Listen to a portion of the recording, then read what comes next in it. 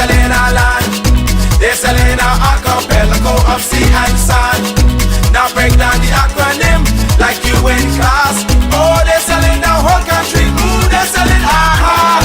And I never been down with no OPP. I talk about selling our people's property. Don't know who doing it, so don't round me out.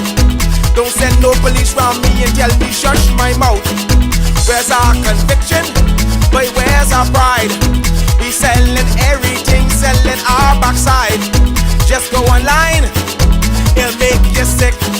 You can buy any island, just point and click. See, they're selling our country, yes, they're selling our land. They're selling our archipelago of sea and sand. Now break down the acronym like you in class. Oh, they're selling the whole country. Ooh, they're selling aha. Hey, hey. Ride him. My mother always say when you find a donkey, ride it. Who's donkey? What? Come on. We got a whole nation in 73. Now we getting back the whole country. What kind of fools we must be, selling out for a bag of rice and a cup of tea. You know what does bug me? Help me understand. I can't find piece of property for under 80 grand. But I can fix this, I know what to do. I can squat just like them other people try make me do. See, they're selling our country, yes, they're selling our land. They're selling our archipelago of sea and sand. Now break down the acronym like you in class. Oh, they're selling the whole country. Ooh, they're selling aha. They're selling our country. Ooh, they're selling our land. They're selling our archipelago of sea and sand. Now break down the acronym like you in class. Oh, they're selling the whole country. Ooh, they're selling aha. I get everybody sell some every time.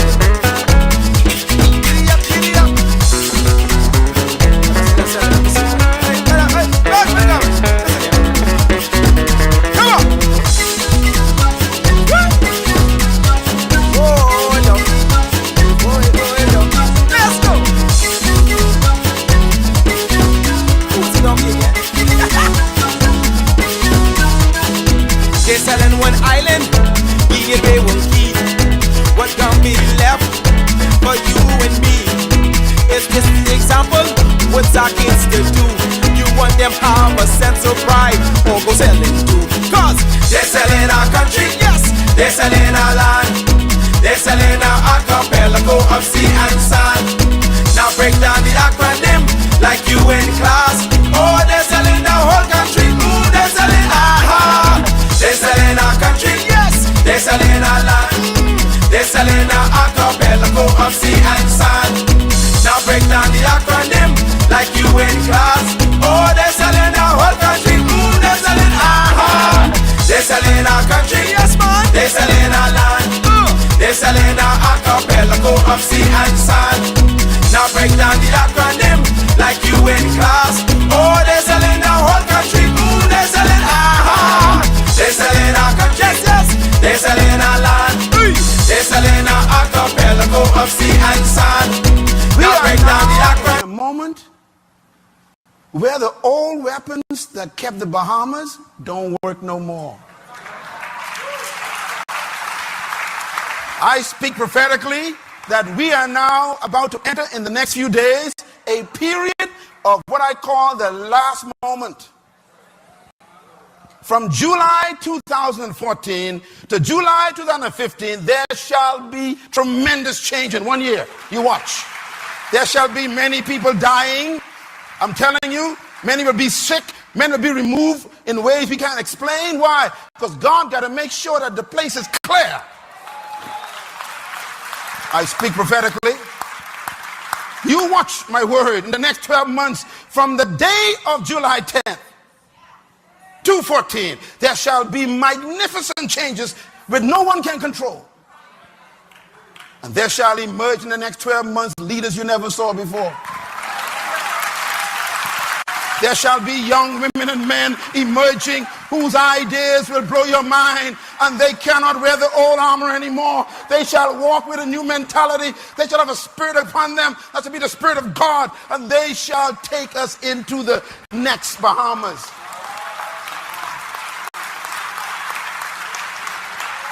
I speak to you with my whole heart that God is saying the time for a new leadership has been birthed.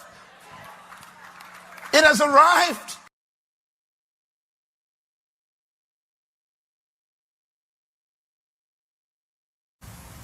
And every day she would weep. And she'd become angry. That's an important word. She said she became angry every day. She went to work angry. Angry at what she saw. She hated what she saw. Everybody say hate. Anger and hate are important for leadership.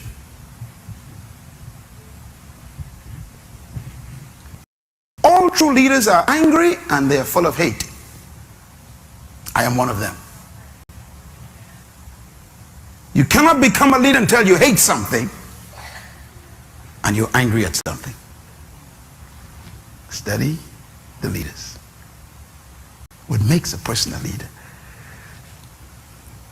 Something makes them angry.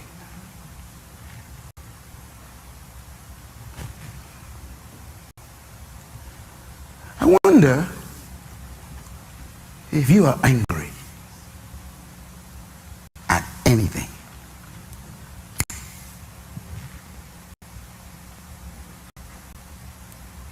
Until you are angry, you are a follower. Until you can stand up in the middle of the House of Assembly, pick up the mace and the crown of the queen and throw it out the window, you ain't a leader yet. There has to be anger.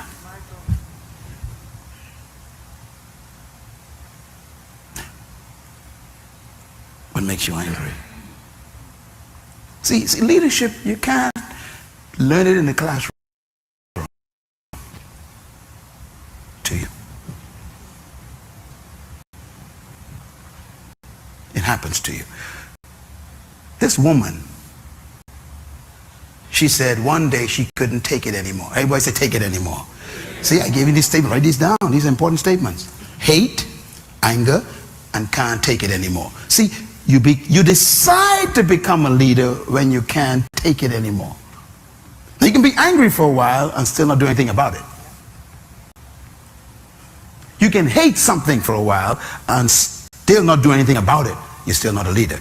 But when you get to the point where you say, I can't take it anymore, a leader is born that day. Because that's the day you decide to sacrifice your own safety.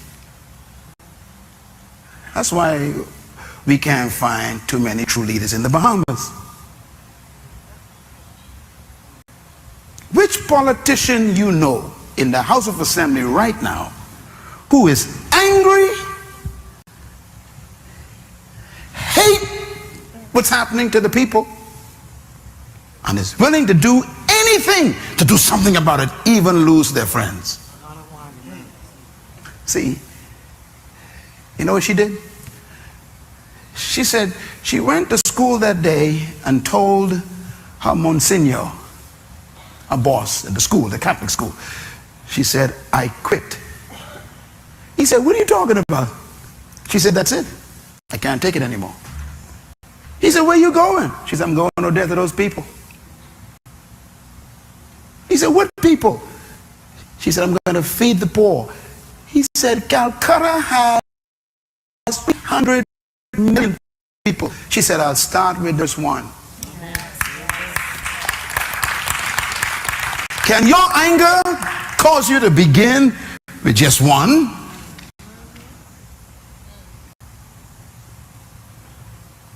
Are you leadership material? Are you willing to go by yourself? Start by yourself with just one? She said, can I have my paycheck, please? And the priest tried to talk her out of it. She said, no, I can't take it anymore. So he gave her a paycheck, that little woman right there. She took her last paycheck, went to the street, went to the fruit vendor and spent her entire last check on food. She bought the fruits, the vegetables, took them to the people she walked over and gave them food in the road. Thus was born Mother Teresa. I wonder if you will take yours check.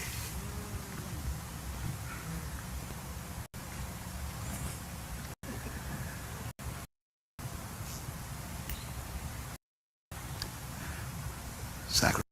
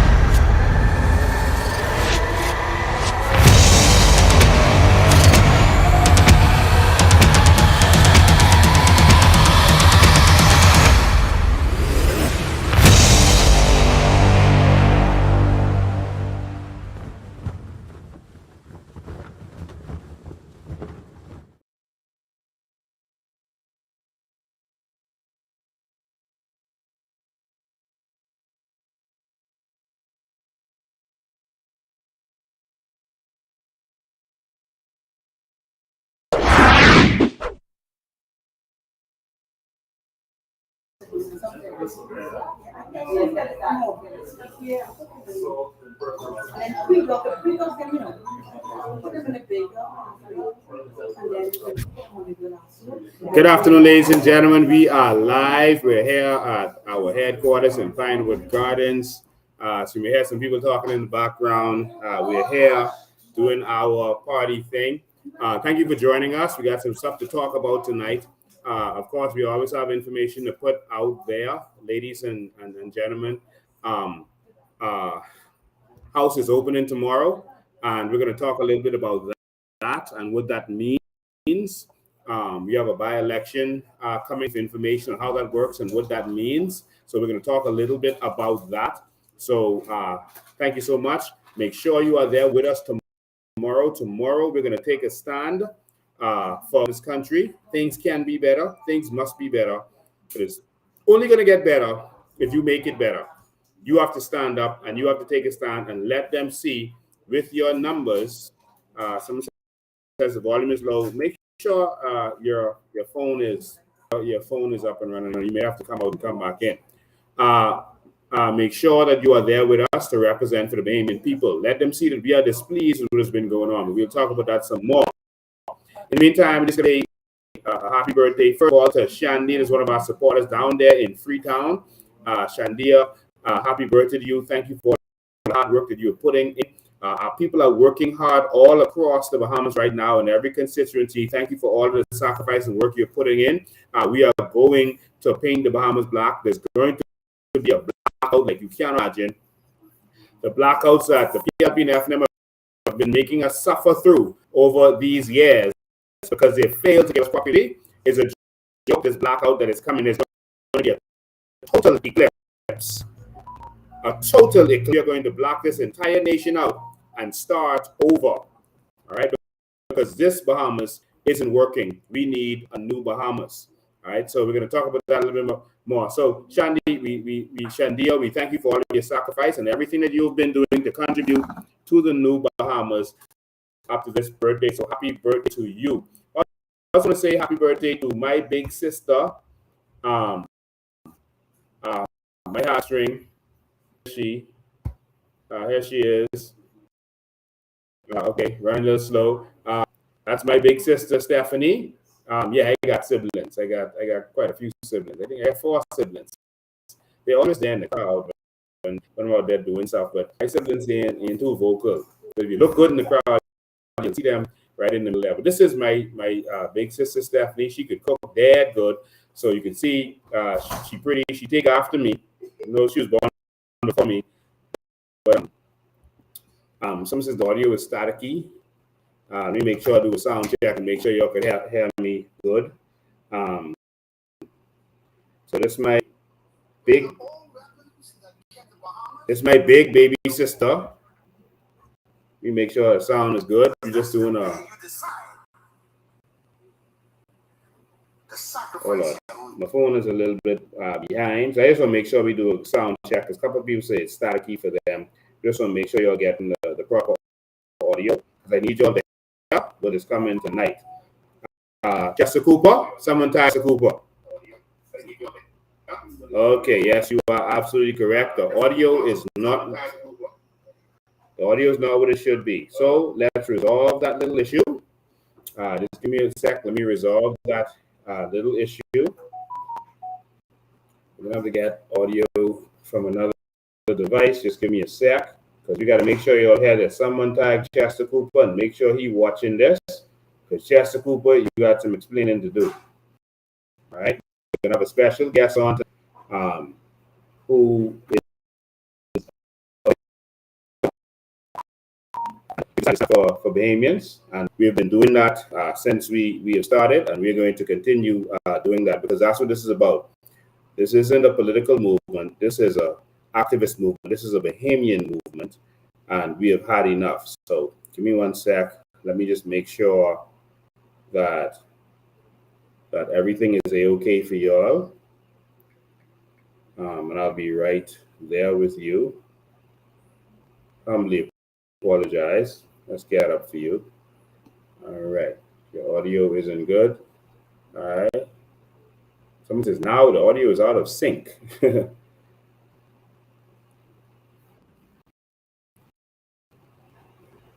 Okay, so we'll get that straight for you in a second. We'll get that straight for you in 1 second.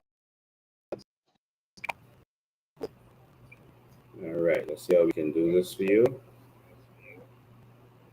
There we go. There.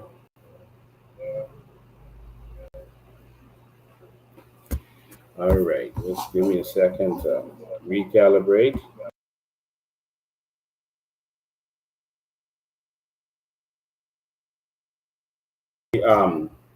For my engineers who are online with us, please let me know if you can hear us better now.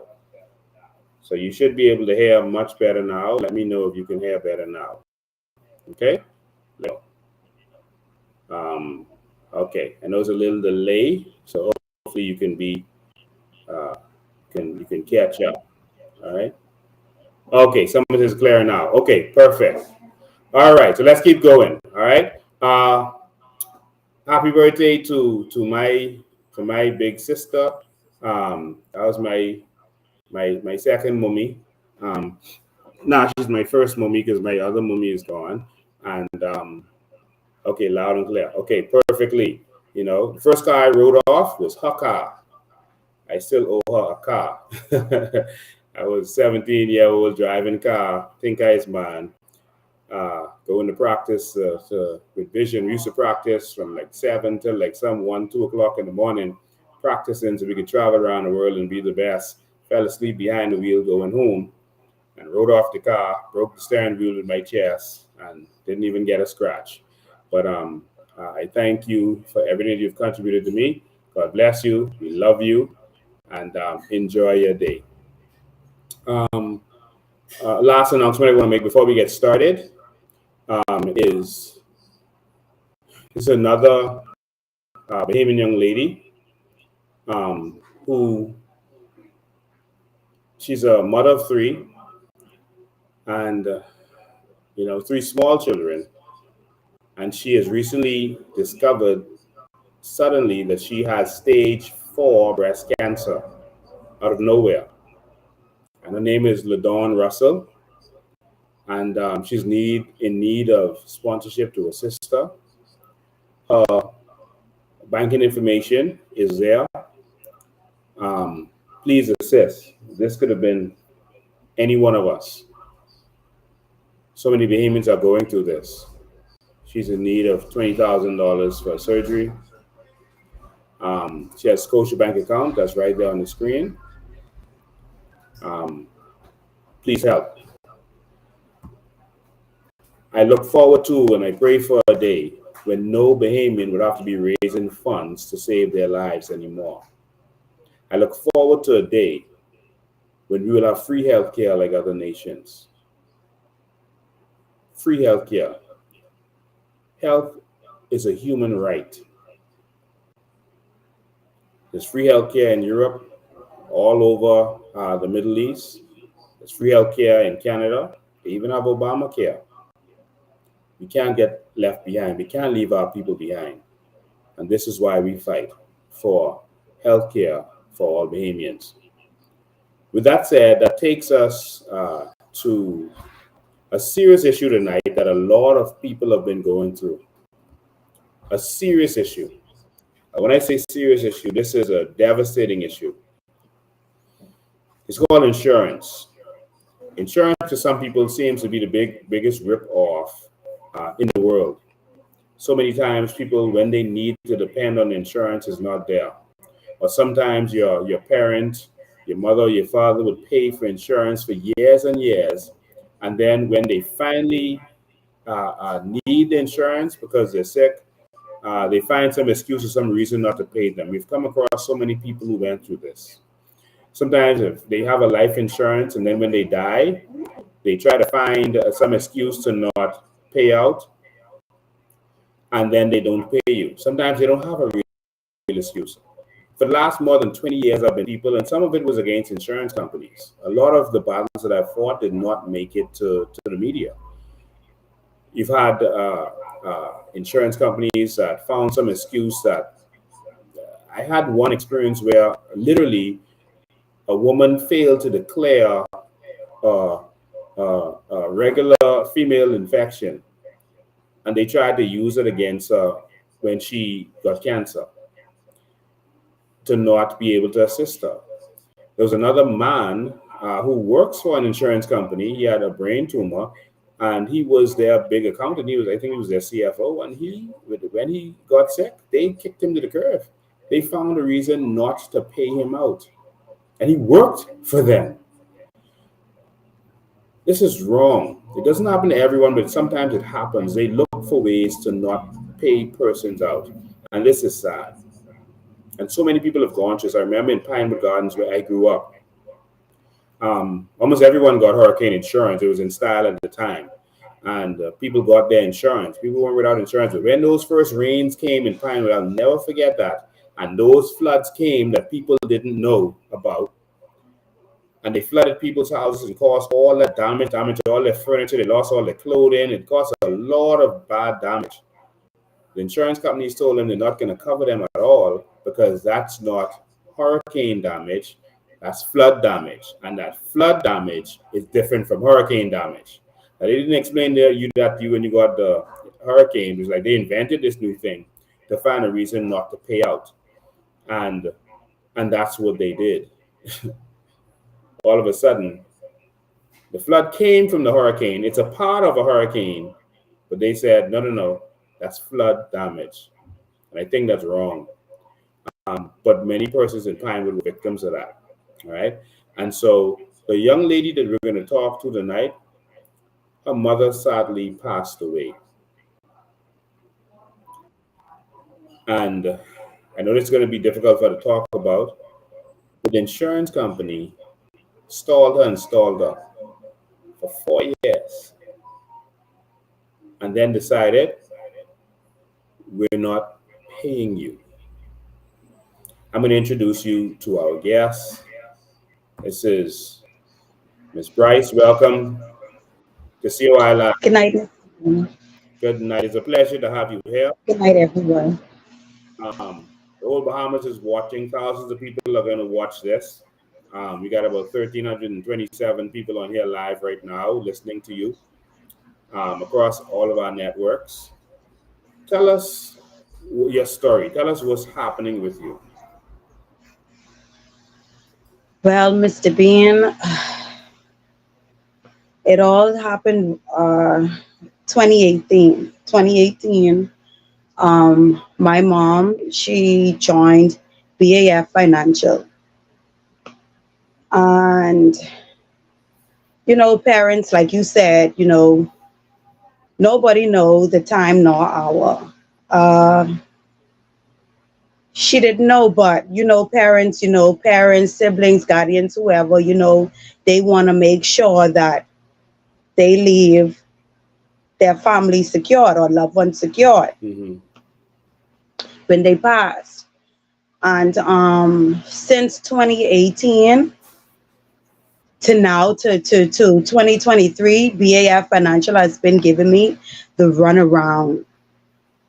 Um, I know personally when you join an insurance, it's a policy and it's a procedure that you must follow through.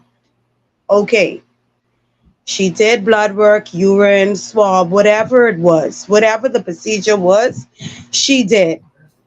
And they gave her access to it. She got access. So she passed away in 2019. From 2019 to 2023, it was a runaround. Wow. They told me that they were doing investigations, that they would have had to do investigations. Oh, and they didn't help with the burial. They didn't help with the burial. They said that they were going to do investigations. I even went to meetings that they're still doing investigations. They even asked me if I could have gone into the hospitals or whatever other medical facilities that I think that she went to, and if I could get any records of anything. But I told them that uh, like there's no records. It's no records. I don't know. I thought this is what you guys do. I didn't know that they normally tell the family or the beneficiary that they must go and that they must get the records and bring it to them. I'm not aware of that. Wow. But I told them that, you know, I couldn't do it. And then at the time too, I still was grieving. I'm still grieving. And then, 2019 at the ending part and into 2020, we were experiencing COVID. So it was very hard for us for us to go in any medical facility, you know. And it just was a run around until of this year. This year they told me that they called me and they told me that they wanted me to come in, and they said that they were declining me. I said, declining me? I said, you guys are declining me. I thought you guys still were doing investigations. So they say, no, we're declining you. And then they told me that they had a letter for me from 2020. So from 2019, my mom passed away. You guys had a letter to decline me in 2020. But when we spoke, BAF Financial was telling me that they're still doing investigations.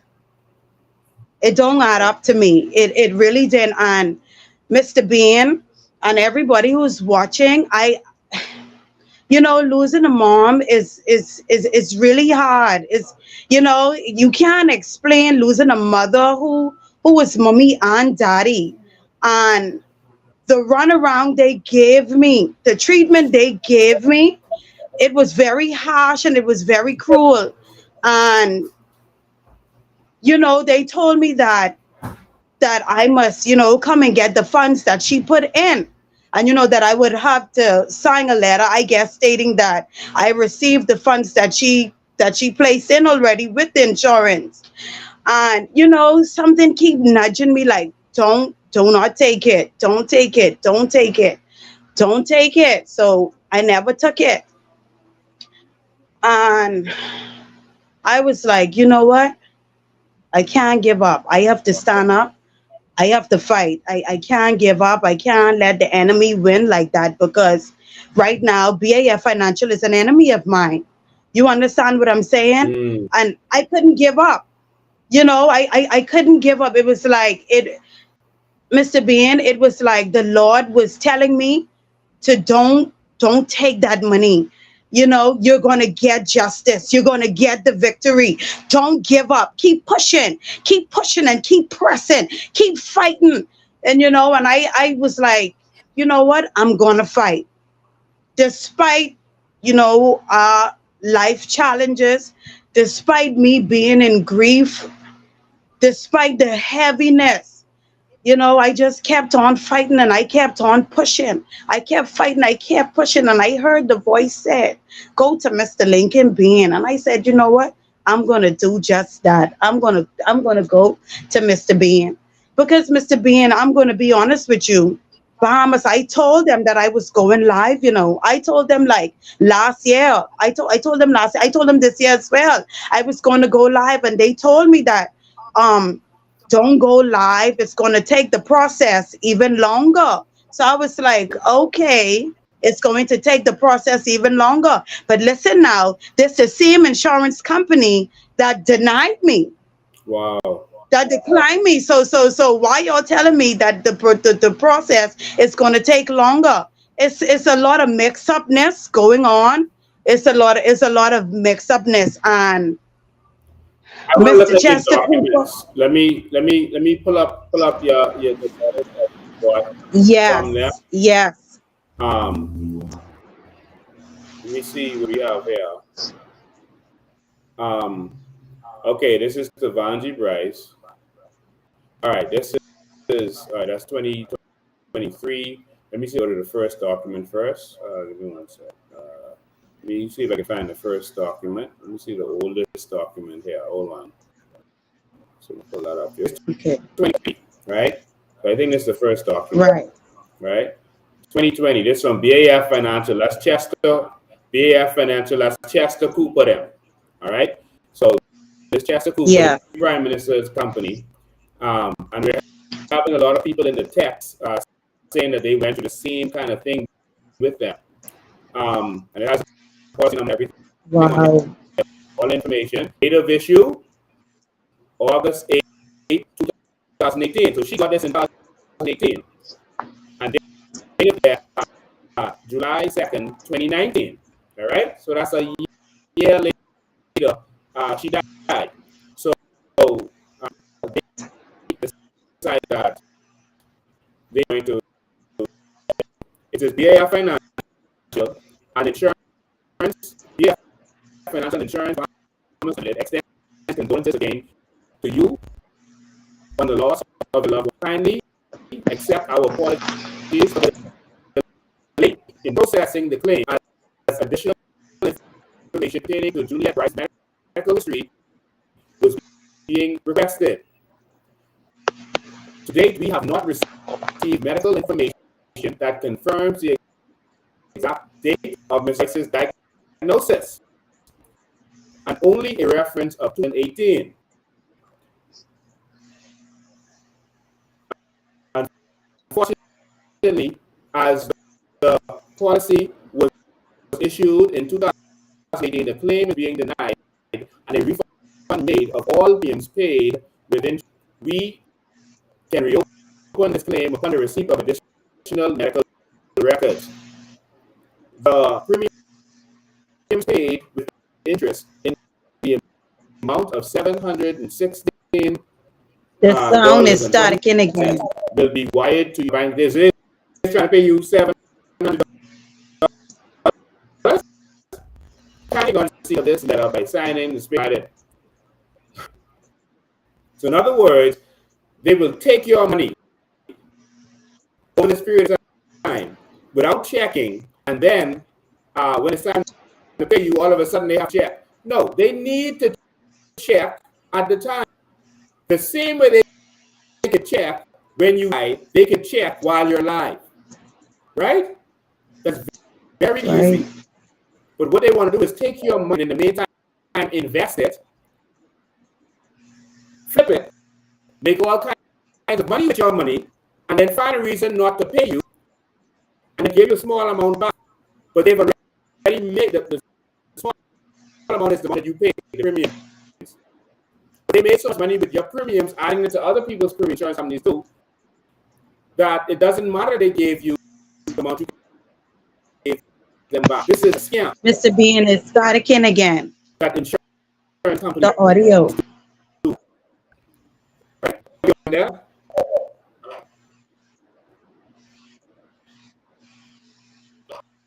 Can you hear me? Okay, start from the audio again. Okay, I see it. I see what's going on. All right, Alton, make sure everyone in here is off of the internet, please. Yeah, make sure everyone is off the internet.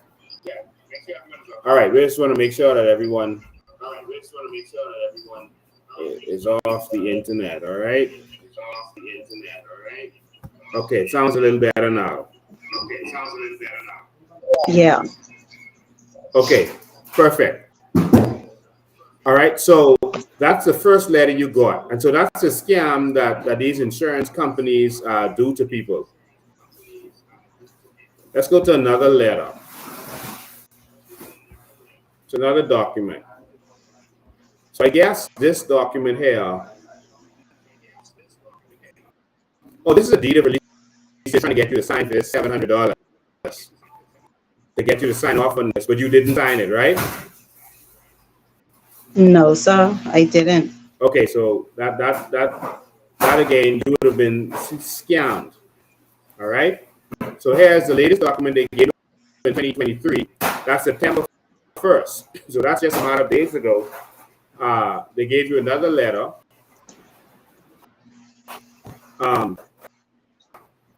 BF Financial and Insurance. So, ladies and gentlemen, you may hear some noise all around me. So we're getting prepared for a lot of stuff. So people are all around me working. So just ignore the noise. We're around me. BF Financial and Insurance Bahamas Limited acknowledges receipt of your recent death claim injury. We wish recent, that's 4 years. We wish to advise that the claim has been denied. Enclosed is a copy of our letter dated December 3rd, 2020. Kindly acknowledge receipt of this letter and its enclosure by signing in the space provided. Now, Chester Cooper did not say to you in this letter why they denied. Why they denied me? Did they say anything about the reason for the denial? The only thing was that they cannot find anything. They cannot find nothing stating that she was sick before she signed with them or after. And it doesn't make sense to me. Wow. Because you guys have a policy and it's a procedure. So no, they didn't say, okay, we went and did some research and we found that she was diagnosed with a disease and then she came to get the insurance. They didn't say that. Nothing. So they had no proof sir. of anything. No, sir. So no proof of anything. And BAF, because I calling him because he is a principal of that company, and as the deputy prime minister, he should be looking out for Bahamians. Yes, sir. All right. Have you tried to reach out to him? Well, I didn't try to reach out to him. The person who's in position now for him is Mr. Julian Roll. And Right. that's who messaged me. That's who sent me say? those letters. That's who sent me those letters. And they wanted me to come in to have a meeting with them for them telling me that they declined me. I never went. I never went to the meeting because it's foolishness. It's foolishness. So I never went. So I asked him to send me the letter that they stated that they had for me from 2020.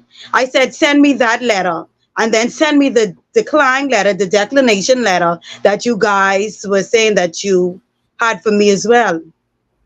Wow. So I can read it. So obviously, there's no proof that there was a pre-existing condition. All right. No proof. And even if it was, they took on that risk by giving you insurance. All right. I think that this is wrong, and this is a crime against humanity that continuously happens. But in your case, I think you have a good case and you can fight this. They have not informed you of any reason that they denied you. It's evil and it's wrong, and this is how they enrich themselves. I'm going to advise you to get a good lawyer. This is a Supreme Court matter. What's the premium? What were you supposed to collect on behalf of your mother?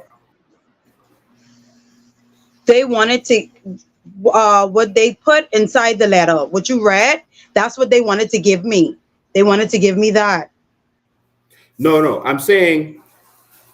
No, I'm saying. You mean the insurance? How You much? mean the life insurance? I think I have it right here with me. Hold on for me. I have it right here with me. It was a 50,000 insurance. They giving you all this hell over $50,000 insurance? What? It's that.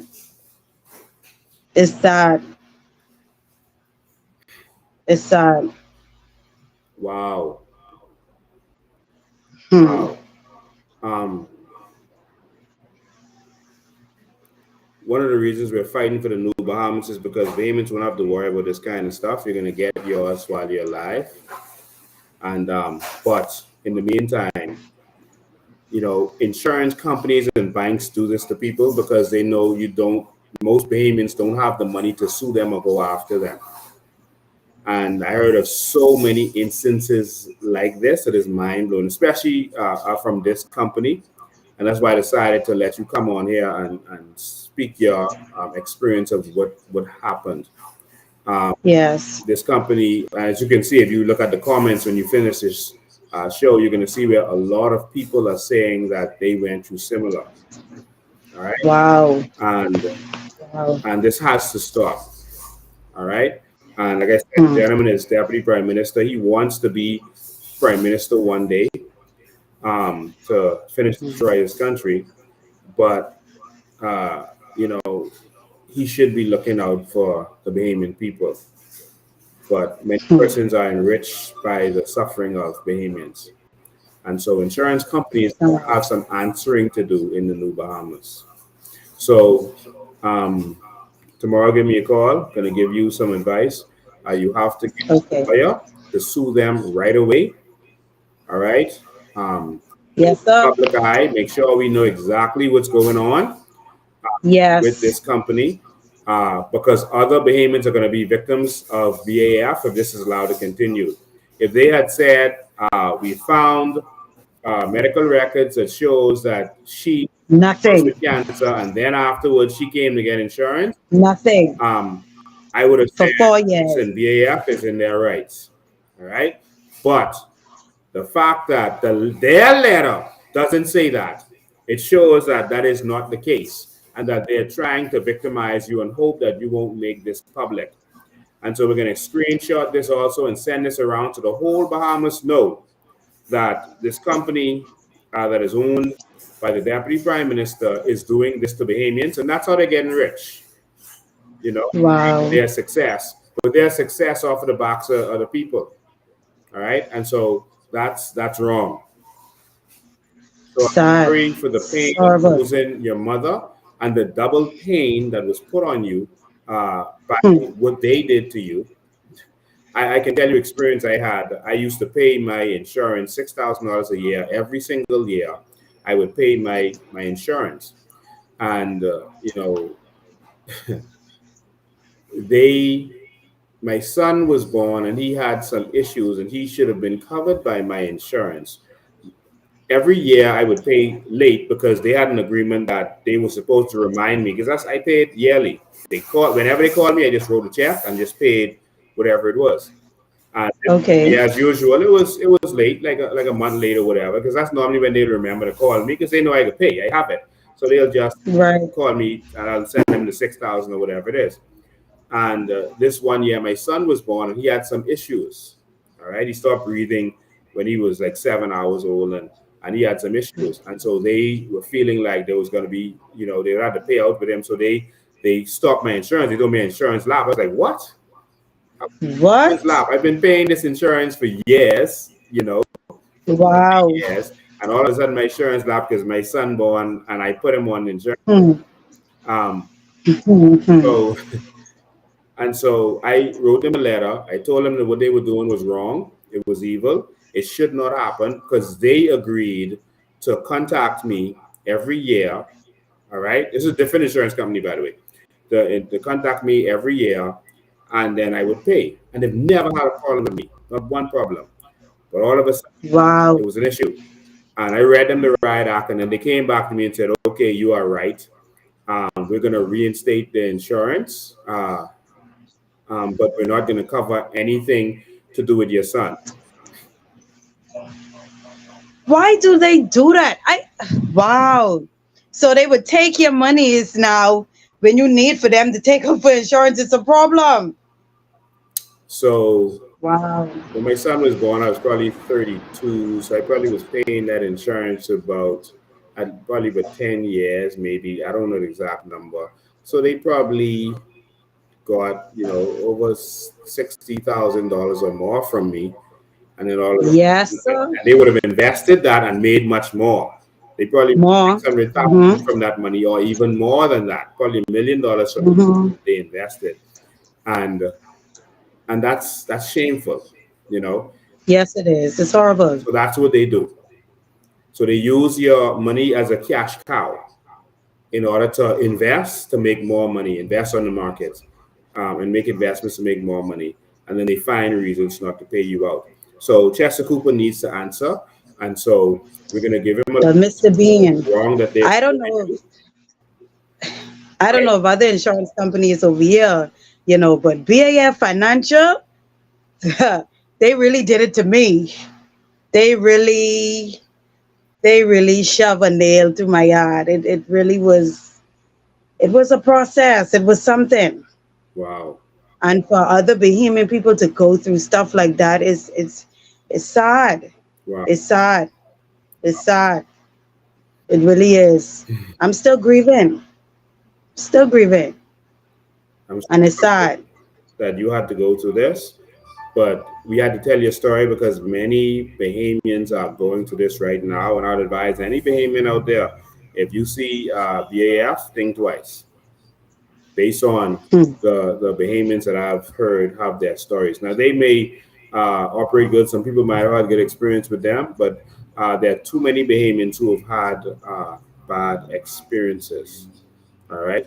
And so they may feel that they're right. All right. They may feel that they're right for what they're doing, but I don't see how they could feel they're right in your case. They know. No. If they had any right, they would have said in that letter, we've discovered they would have said it. And yes, sir. We are not paying. Yes, sir. Yes, sir. All right. Because when they send me the letter, they say your insurance lapse. You were late, and literally, I was like a few weeks late. And they lost my insurance because they just didn't want me to pay. All right, that one was Kalina, Anthony Ferguson, them, right? And when I read them the riot act, and they reinstated it, but someone says Kalina also. That's why I said that. So we got to stand up and protect Bahamians. All right. Yes. So the days of worrying about insurance and cookouts and all those kind of stuff, they are over. But we're gonna fight for you in the meantime. All right. I appreciate it. Thank you so much. Thank you so much. God bless you. Thank you too, Mr. Bean. God bless you as well and your team. All right. So see you tomorrow. Okay. Good night. So, ladies and gentlemen, that was Ms. Bryce. As a Bahamian who was a victim of the insurance companies in this country, that one was Chester Cooper, because we've been having so much complaints about that, and he's pretending to be this I guess upright person. I mean, he is a good guy, but the amount of things that I've seen, papers that people have brought to me, et cetera, no. Bahamians go through so much in this country. They treat us like nothing, because they know you can't fight. They treat you like nothing.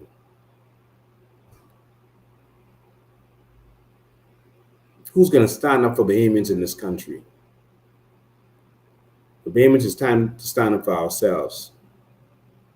And that's why tomorrow we're going to the House of Assembly. It says they gave a month grace. Yeah, it wasn't even a full month yet, and they did that to me.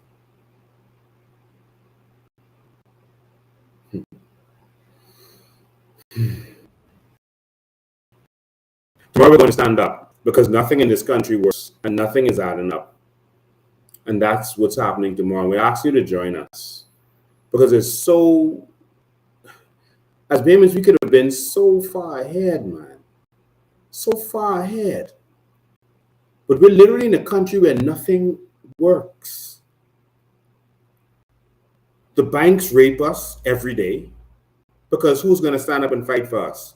The lawyers want to get bank jobs. They want to be able to deal with the bank dealing with mortgages, so they don't want to get on the blacklist, so they're not going to fight and sue the banks. I had one person who I fought for, and again, a lot of stuff I fight for doesn't make the papers. I had one person who I fought for. He had a property with his house on it. All right. He had a property with his house and an extra property. He used it as collateral to get another house in a gated community, right? He worked hard, he did good, and he wanted to get a house in the gated community, so he used his house as collateral to get the house in the gated community, all right? I'm sorry, I actually said that wrong for some time. He used the house in the gated community, he was buying his collateral, he was doing good. His first house was already paid off. That's why he was getting another house. All right. So he had a house that was paid off, a nice 2-story house in a regular community. And he paid that off. And when he paid that off, he wanted to get a house in the gated community. So he did that. Now, he didn't go to the bank to get his papers for that house, the property next to it. The bank was holding on it, and he traveled a lot. So he just never went to them to get his deeds back, even though he had already paid everything off. And so the bank, he gave him a mortgage for the second house, but they used the second house as collateral, not the first one. Things started to have a downturn in the economy, and he wasn't doing good anymore. He wasn't able to pay for that house. And so the bank took that house, so this house in the gated community. They sold it at a very low price. I guess them or one of their friends wanted to get this house. And so they sold this house in a gated community for less than $200,000. All right. The property, the house, everything. They undersold it and told them he still owed the balance. Whatever the balance is, he still got to pay that because they undersold his house to get rid of it. It's another thing that people sometimes go through. And so he told them, but I had that house as collateral. It's valued more than what I owed y'all. I had equity in it. How could y'all undersell my house and then tell me I got to pay the balance? Y'all should have let me sell it. Y'all must have given this to one of y'all friends.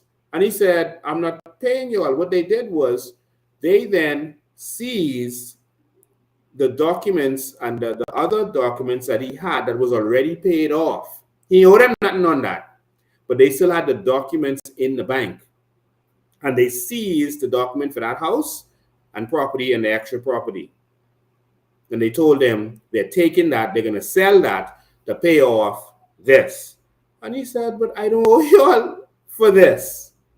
I just happen to not come in for my deeds. And so he got me on board. I talked to him and I said, no. That has nothing to do with that. All right. If you owe them $50,000 or if you owe them $500,000 or whatever you owe them for this over here, that's what you owe them. But they can't just take that. And so he wrote them a letter. I told him what to write in the letter. And he CC'd me in it. And after they'd been giving him hell for weeks, When they saw my name CC'd in it, they didn't want that trouble. And so they told him, okay, we'll give you the house and property back. Come for your deeds. All right? But just don't deal with Lincoln Bean. And so they wrote off everything, actually. All right? But Bahamians go through so much in this country because there's no one to stand up for them. We need an ombudsman who's going to fight for the Bahamian people. And I'm telling you that when the COI becomes a government, you're going to think that the government is working for you, that the government is your lawyer, that the government is working on your behalf. I'll never forget when Mia Mottley became the Prime Minister of Barbados, and she heard that foreign companies were paying, especially hotels were paying foreign staff more than Bayesian staff, and she called a meeting 12 a.m. in the night and said everyone must be there. And she called it at that time to show you who's the boss. Tell everyone in the media you all must be here. And she, at 12 a.m. in the night, did a speech and told them that you are a guest in our country and you are going to treat our people with respect. That's Mia Mottley, who Brave Davis tries to copy all the time and tries to look legitimate like her. But he doesn't have the courage that she has. She told them that you are guests in our country. And if you are going to pay any foreigner more than you're going to pay a Bayesian, then you are going to leave our country. It's simple as that. We can have leadership that respects our people and that stands up for our people and does not let our people be abused. We have another airline company that had people working for 30 years and they have no pension. So when they retire now, there's nothing to get. No one in our government thought to make these foreign companies have a pension plan. So that when these persons retire from that work, they can get a pension from all the work and money that they've made for that company. Who is going to fight for Bahamians? Well, I'm putting it to you that it's time for Bahamians to fight for themselves. This Coalition of Independence is not a group of politicians. We are a group of regular Bahamians who've decided that the politicians have been failing us. They failed us. And so we have to do this ourselves. Nothing works. The banks don't work, they abuse us. No one to stand up against them, but we got a plan for that. Insurance companies, in a lot of instances, don't work. Well, we got a plan for that. The hospital doesn't work. I mean, maybe you like the way things is. Maybe you like. I have a friend right now who's in A&E from yesterday or day before yesterday. They admitted her. And there's no bed to put her in. She has stage 4 cancer. And she's sitting in A&E, waiting for a bed to come available.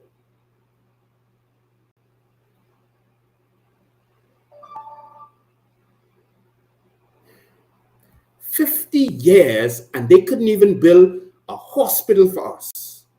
And we shaking pom-poms for them. 50 years. Hubert Alexander Ingram's mother went to PMH. Sitting down, waiting to be seen, and died of a heart attack. Sitting down, waiting to be seen in A&E. Died right there. Come in, tell them she got chest pain. They said, okay, sit right there, we'll get to you. And died. I was the mother of the Prime Minister.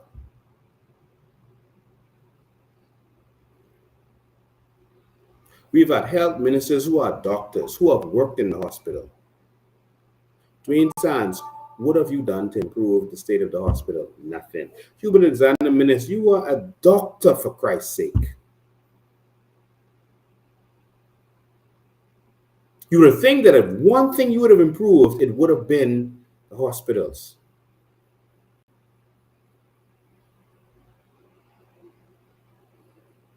Y'all come stand with me because our hospitals ain't working.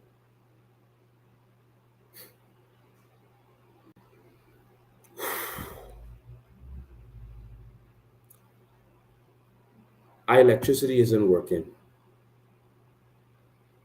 They're charging you through the roof. 3 times. It's the fuel surcharge. It's not the regular electricity. It's the fuel surcharge that is going up increasingly. When for the last year, the oil prices on the market was going down. The FNM is screaming that, oh, they didn't get the hedge, so that's why they failed. The FNM left the hedge in place. They're playing on your ignorance also. Because the hedge don't help you if it goes down. You actually lose. So if you got a hedge while oil price was $40, which it was, if you get a hedge while it's $40 and then it goes down to $20, that hedge don't benefit you. You actually lose, because if you didn't get it, you'd have been paying 20 and not 40. That hedge locks you in. So don't listen to the FNM and their tricks and their scams. All right? The hedge only works if the price of oil go up. But the price of oil went down from over 100, I think it was about 109, and then down. Remember, it went down to about $40 a barrel. But what they did was they gave us fuel surcharge going up, because the FNM and PLP are benefiting from it while we continue to vote for them. And they say, don't vote for Lincoln.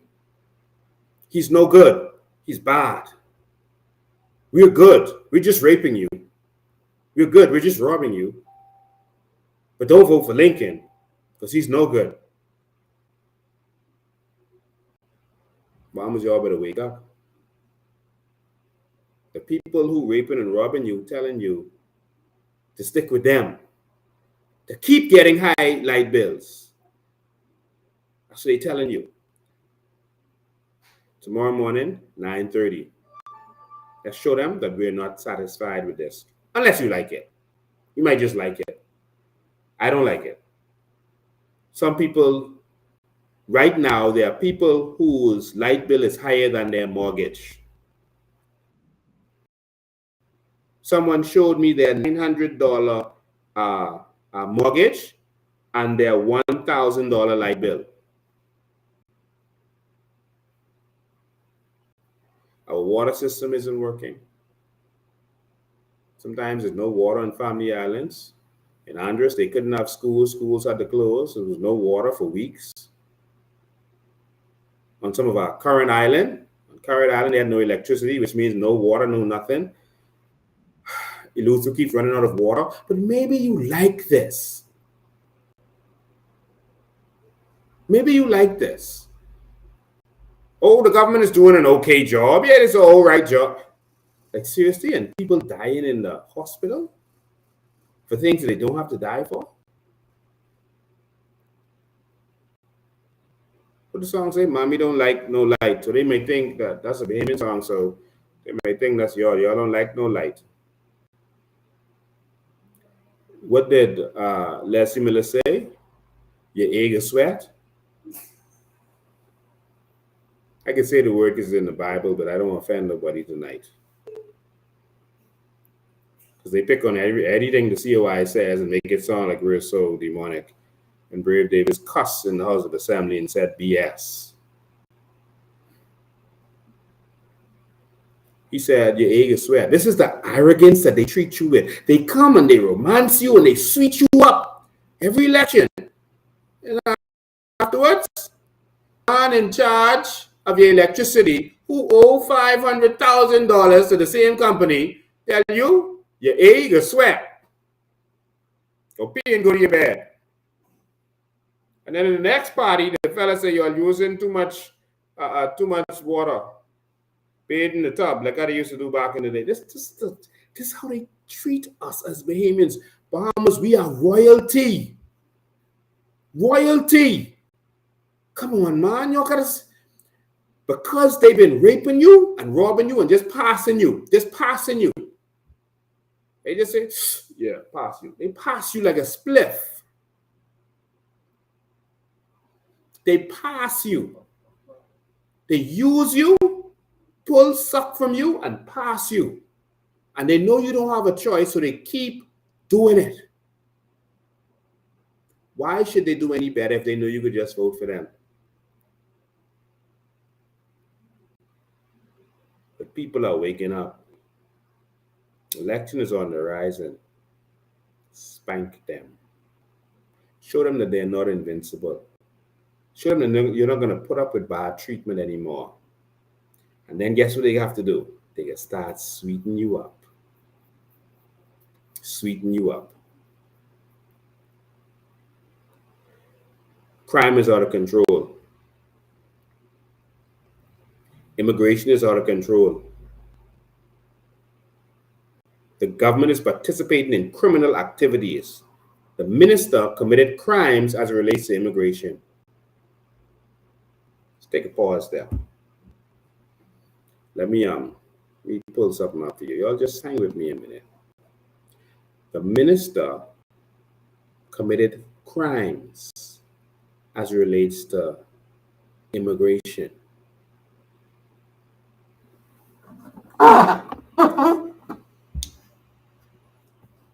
The minister committed crimes as it relates to immigration. Sure. Just give me a sec. Pull this up for you. While it's coming up, immigration is out of control. We can't get no ground land. Why we can't get no ground land? Still, but you might like that. Ladies and gentlemen, talk to your family and friends. It's time to stand up. Talk to them. Tell them it's time to stop being fooled. I had an experience in Grand Bahama recently. 85-year-old woman called me. Said she wanted to see me. So I went to the house. They brought me to the house. 85-year-old woman. You know, she recently had a stroke. She is just, sitting on the chair. And she wanted to see me. She heard that I was in Grand Bahama. And she sent for me. And when I came in the room, I hugged her. And she said, Mr. Bean, she said, I'm a stalwart counselor of the Progressive Liberal Party and only the Progressive Liberal Party I have ever voted for. Only them. But she said, you remind me of Sir Lyndon Oscar Pinland. She said, I have that same feeling I had then when I was out there fighting with Pinland. She said, I have that same feeling from you. 85-year-old woman, because a lot of people think the old people stuck in their ways. It's them who's seeing it before the young people who are busy partying and listening to the foolishness and talking nonsense on WhatsApp and social media instead of seeing that these people are destroying their future. She said, you remind me of Pinland. She said, you remind me of Pinland more than my party reminds me of Pinland right now. And she said, that's why I'm going to support you. If I live to go to the polls, I'm going to the polls for you. And I told all of my grandchildren to support you. She said, Lincoln, you have to do this for my grandchildren.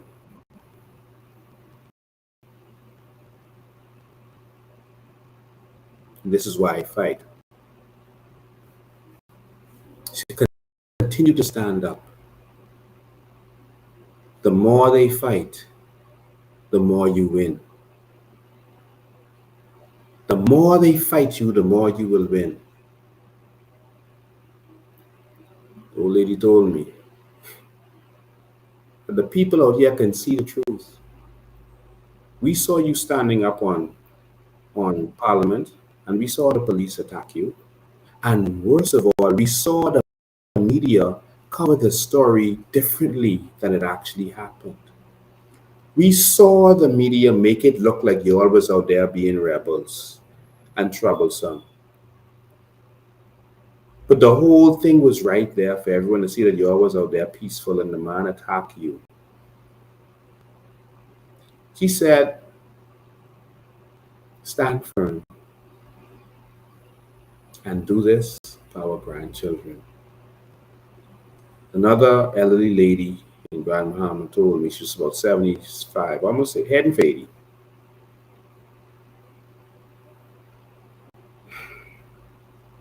She said, Lincoln, I learned so much that I wish I was younger to enjoy this new Bahamas, but I want to see it. Not for me, I want to see it for the children who I thought I would not be able to leave anything for. This was another stalwart counselor.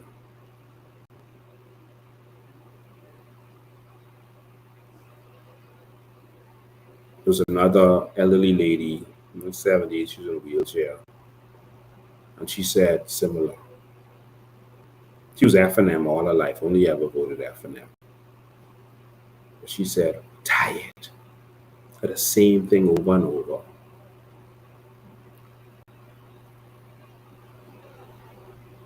And the first elderly lady said to me, said, Lincoln,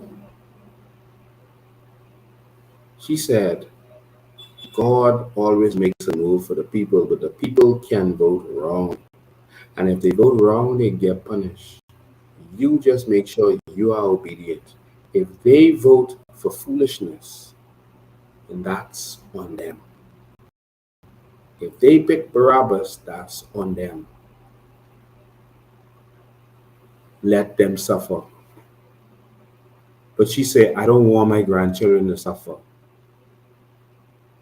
So for everyone I get to talk to, in my invalid state, I can talk to them. But I hope the Bahamas wakes up.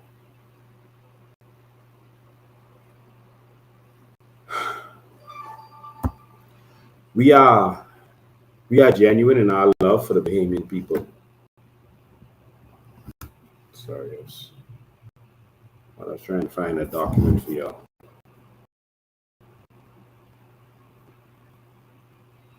We are genuine in our love for the Bahamian people.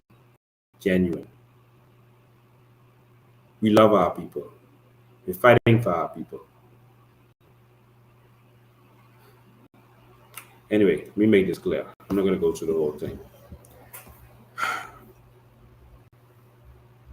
Keith Bell committed obstruction, right, which is against the law.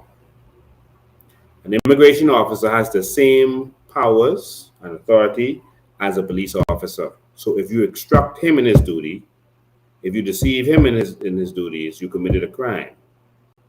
If you obstruct him, and what Keith Bell did was obstruction, in my opinion. By calling them and lying and saying that the Deputy Prime Minister says that these Bahamas Investment Authority gave these people their papers, so they have their permit. Now, the immigration officer hearing that knew that was impossible because they know the Bahamas Investment Authority can't give no permit, work permit.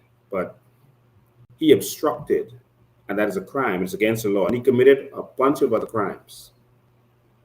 We can't allow this to happen in our country. We can sit down and let happen.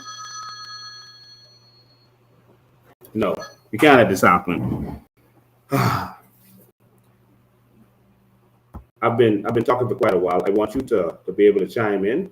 We're going to Rawson Square tomorrow night. Why we're going? Because nothing works. That's why we're going. Because nothing works. Someone asked me, what for what? What are you going to Bay Street for? What are you going to Bay Street for? Because they stole our sovereign wealth fund. Because they stole our carbon credits. The carbon credits were $156 billion. And you're going to seriously sit down and let them just take it? They're having a meeting hosted by Anthony Ferguson on Thursday to talk about how the carbon credits is worth billions, but you can't get none of it. None for you. What Brave say? That sounds sexy to say, give the people a part of it, but what we could do is we could pay off the debt and we could eventually lower taxes. Because they feel the Bahamians so stupid. Perry said it. He just told you, well, we need to do VAT to pay the debt. So just say debt and people will just let you do anything.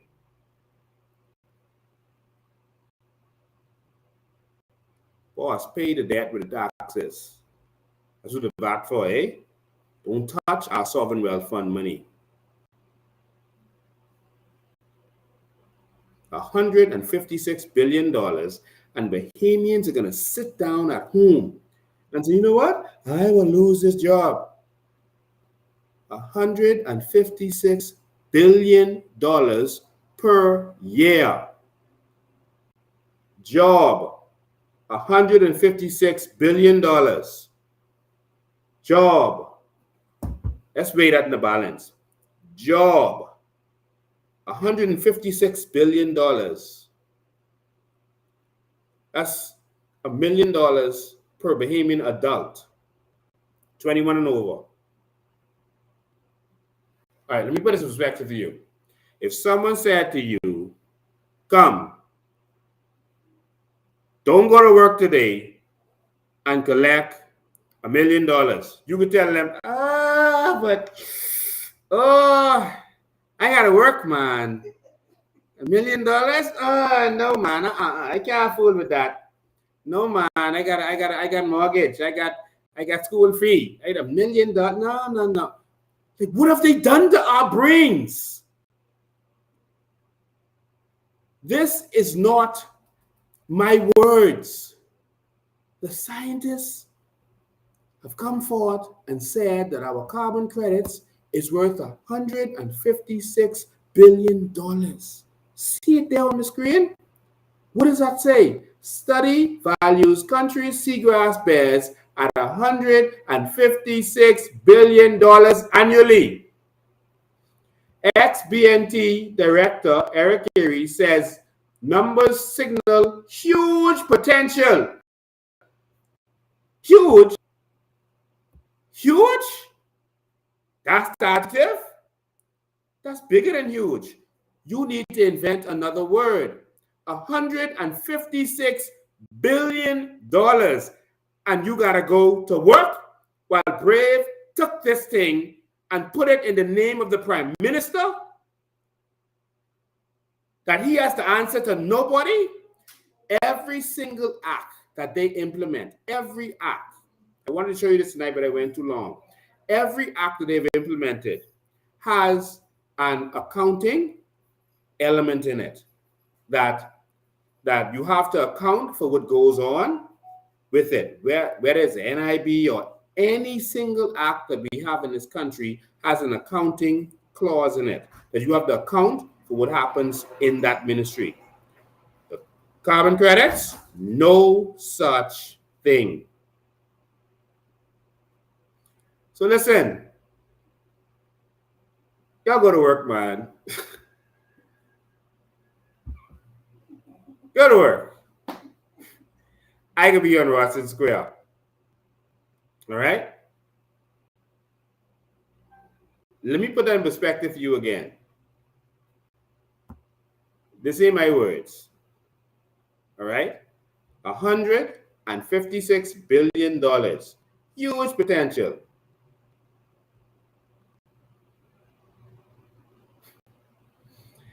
The Bahamas yesterday received a huge multi-billion-dollar boost boost to efforts to monetize its blue economy assets after a study pegged the environmental value of the seagrass beds at greater than 15 times our GDP. We will have the GDP of more than 15 Caribbean countries. You add all 15 of the major Caribbean countries together, and we will have, just from seagrass alone, more than all of them bring in. But you got to go to work. While Brave them, just take it. See, because they know Bahamians don't really understand it. They don't know really what it is. And so they want you, in your ignorance, to just not accept it. Like I said at the last speech I gave in Canberra, Dwayne Sands, that political puppet of the white knights, of the oligarchs. He's a puppet of the oligarchs. So the F&M's push now, because notice the F&M did not object when Brave Davis took away a sovereign wealth fund. They voted for that. Take it from them. Yeah, we're working together. They high-five each other. Brave and Pintard, high-five. Yeah, we got them. We got to take this money. That's what they did. the F&M didn't object to the carbon credit scheme, where Brave put it in the name of the Prime Minister. The F&M high-fived them. Yeah, let's rob the Bahamian people. Let's rape them. Let's tag team them. They didn't object. So now the story from the F&M is this from what's his name? Dwayne Sands. He went on the show of another F&M puppet. It was a show on the radio, and he said that dealing with the carbon credits. I wonder if I could let you hear this. It was on the same device I got to play it on. I can't, right? But he said dealing.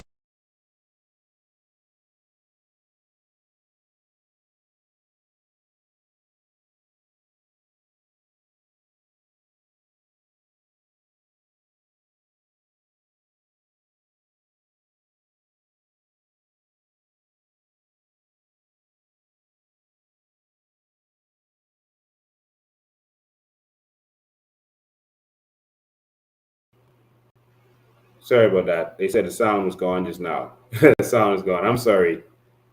Is it back? Is it back? Okay, I think the sound is back now. All right. Is it back? It's back? Okay, is it back? Is the sound there? Is it there? Yes, it's back. Okay, perfect. So what he's saying is that, I'll start over. The carbon credits is like taking money, taking this billions of dollars from these. So they're admitting it's real, you know. There's this billions of dollars to get. See, because of our fight, we have forced them to admit.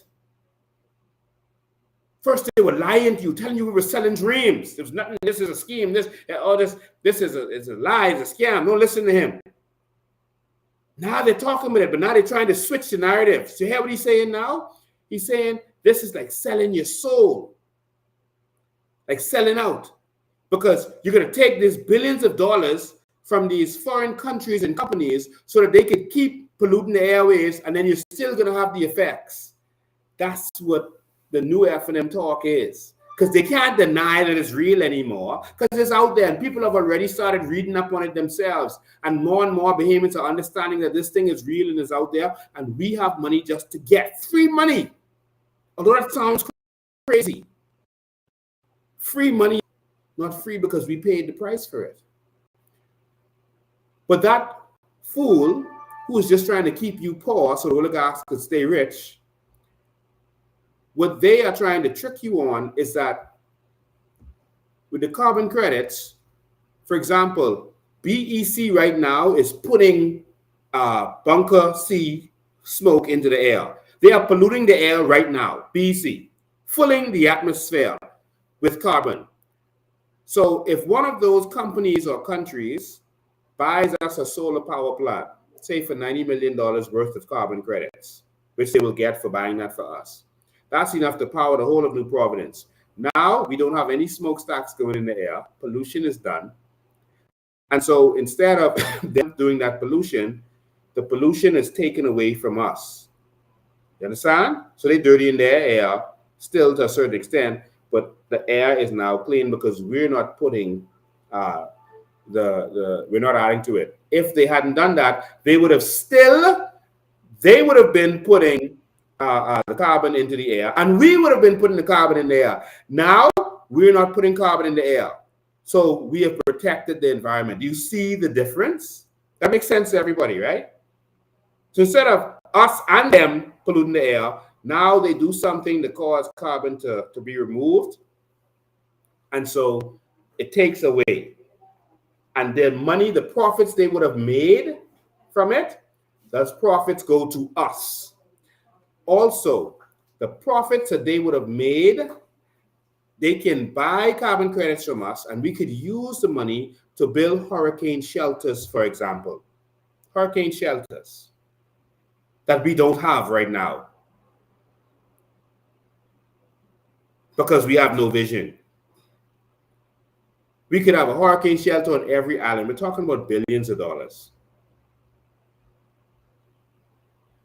So the carbon credits would pay for that. Proper sea walls, breakers out to sea to affect the waves that's taking the road in our beaches and all that right now. There's so much that we can do. A big 40% of our debt, they say, is from hurricanes. And so that's about if the debt is about $10 billion, that means about $4 to $5 billion is from hurricane damage.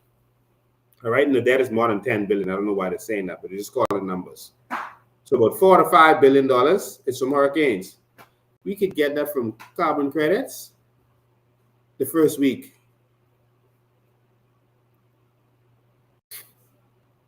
To be able to cover any catastrophic damage. Damage that we'll normally have will be hundreds of millions of dollars.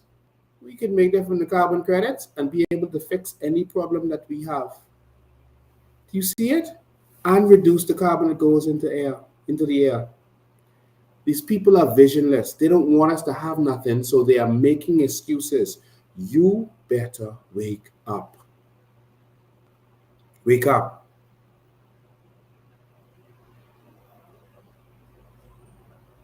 So just give us our money and Lincoln will calm down.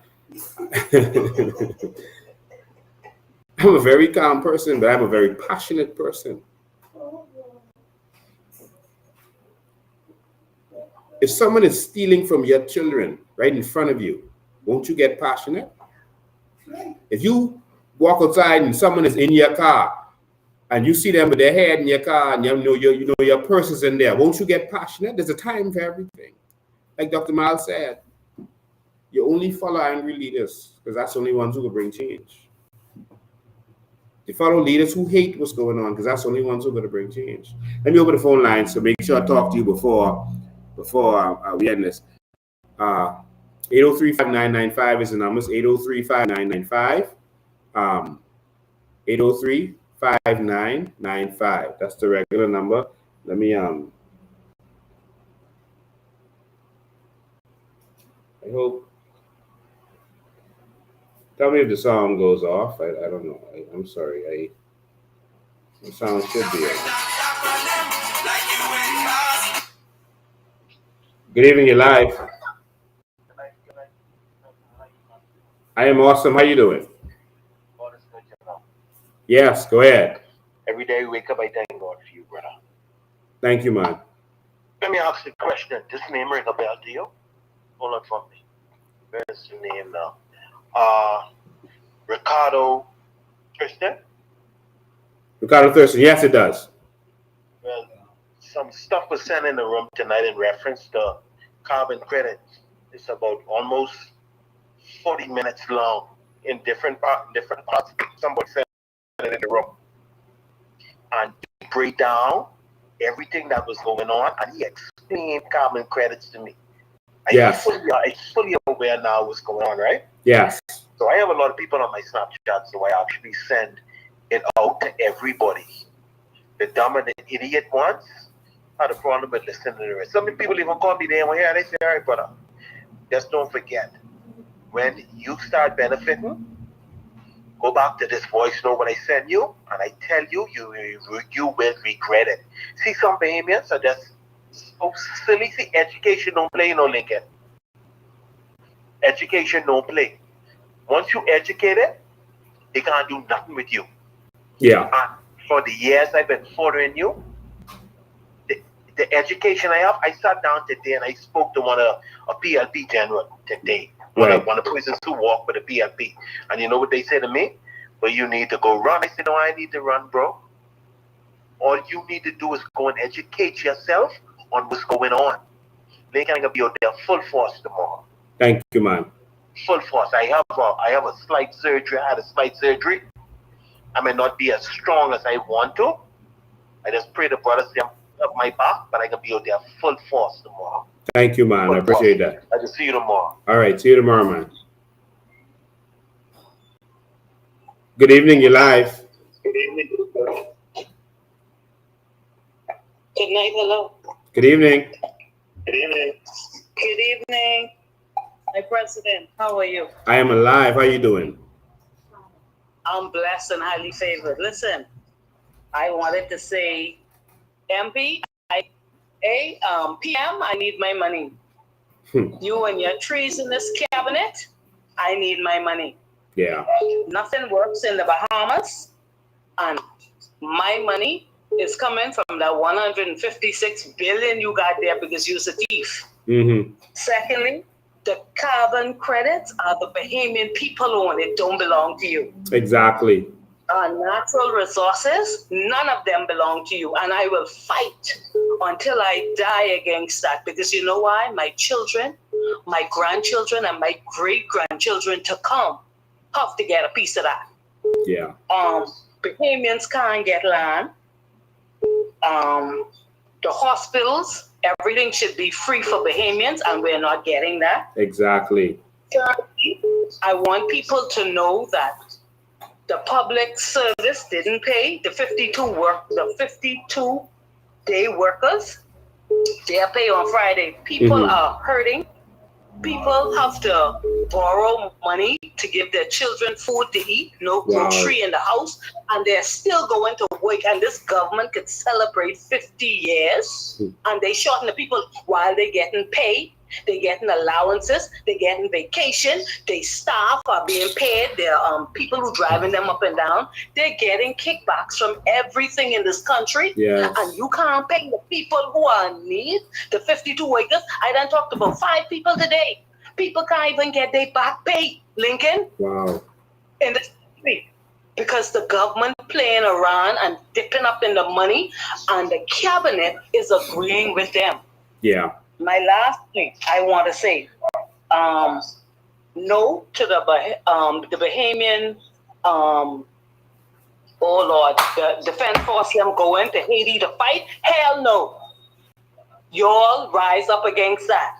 And yes, me and my family will be downtown. And my last important point, Fred Mitchell made a statement, and he talked about how he rejecting the gospel, how he is fighting for Haiti. He needs to be concerned with the government, what is paying him in the House of Parliament now, than worrying about Haiti. He needs to be concerned about what is going on with the Bahamian people. Stop agitating for Haitians. You live here.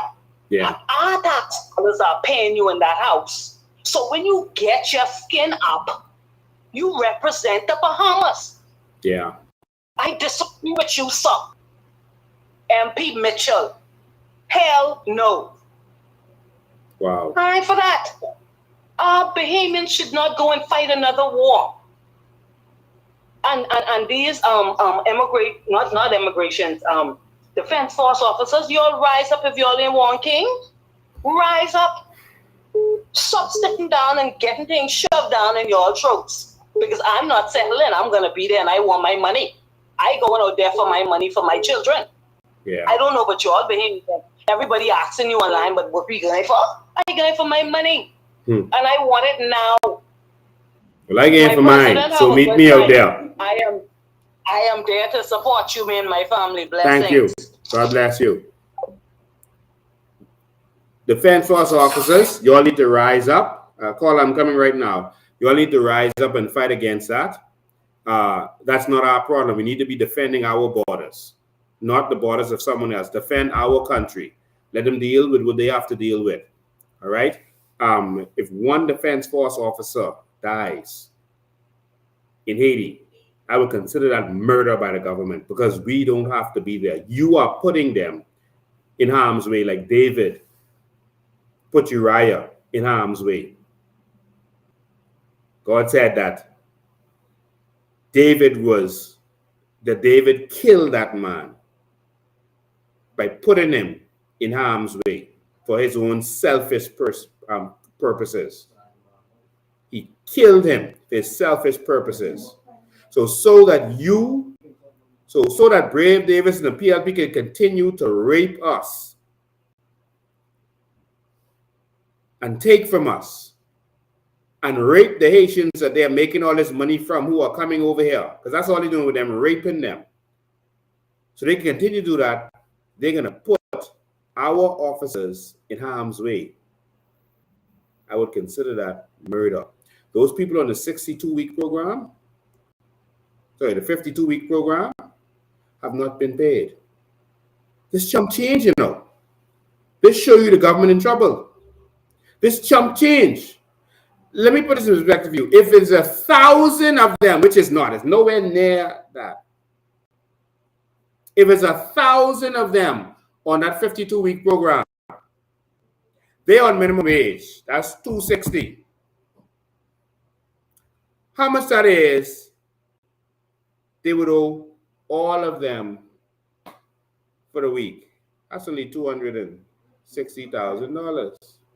This ain't no money we talking about. This small money.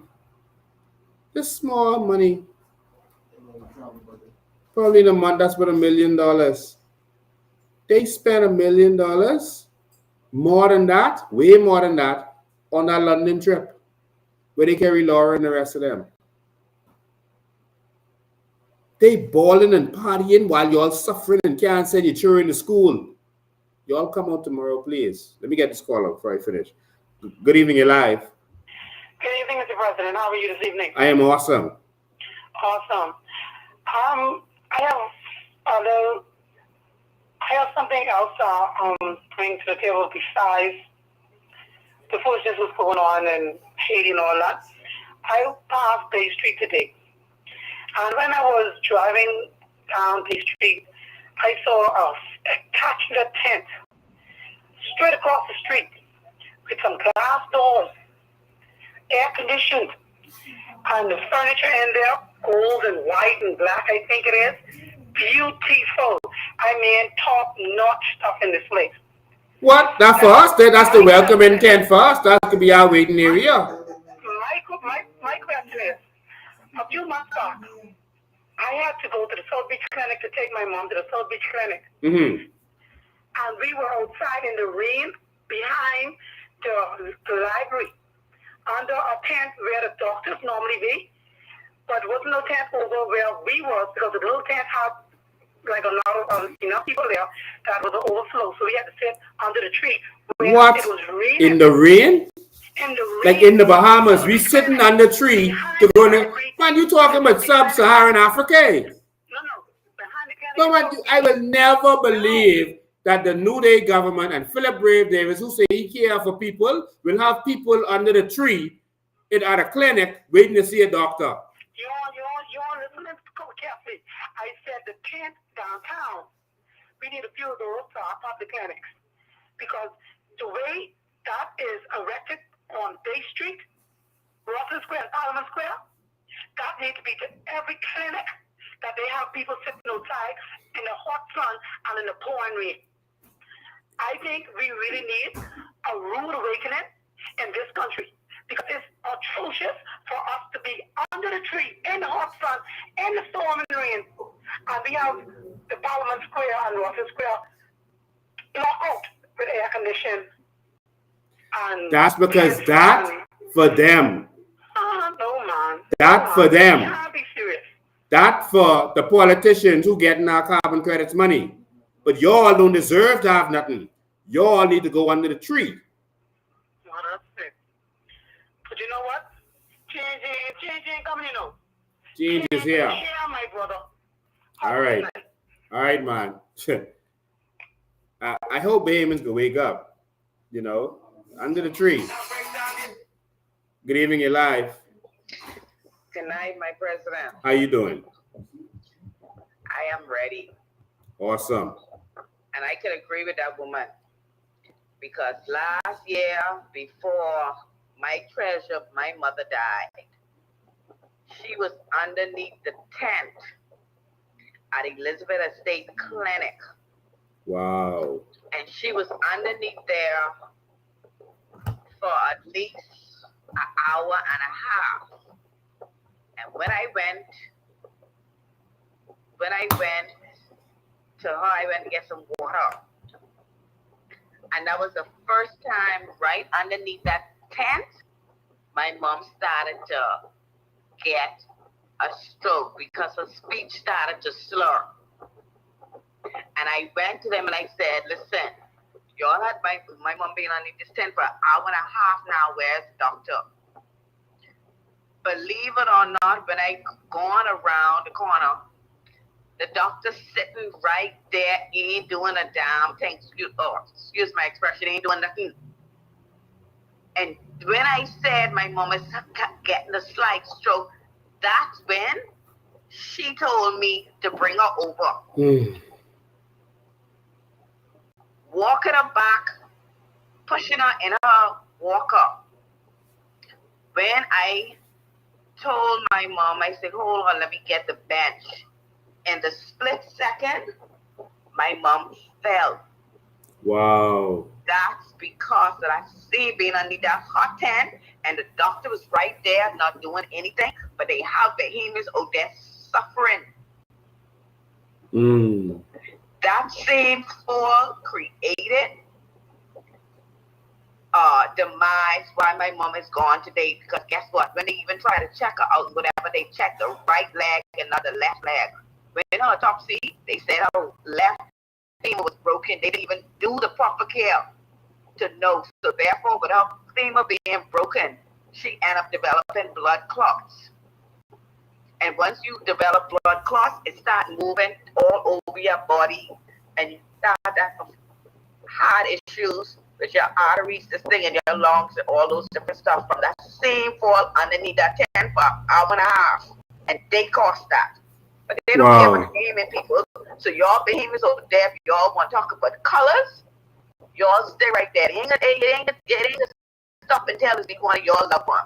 And my mom is gone today, being underneath that tent from developing a minor stroke. So y'all sit around and think they care about y'all. The guests are annoyed and pissed off because they're asking people on Bay Street different things and they cannot speak English. One lady came over the other day, she was from 1997, she was coming over here. And she said the Bahamas is no more. She would never come back. Wow. Because so much people on Bay Street that cannot speak and answer questions. So y'all stay right in your home and worry about these work. Y'all need to come out tomorrow.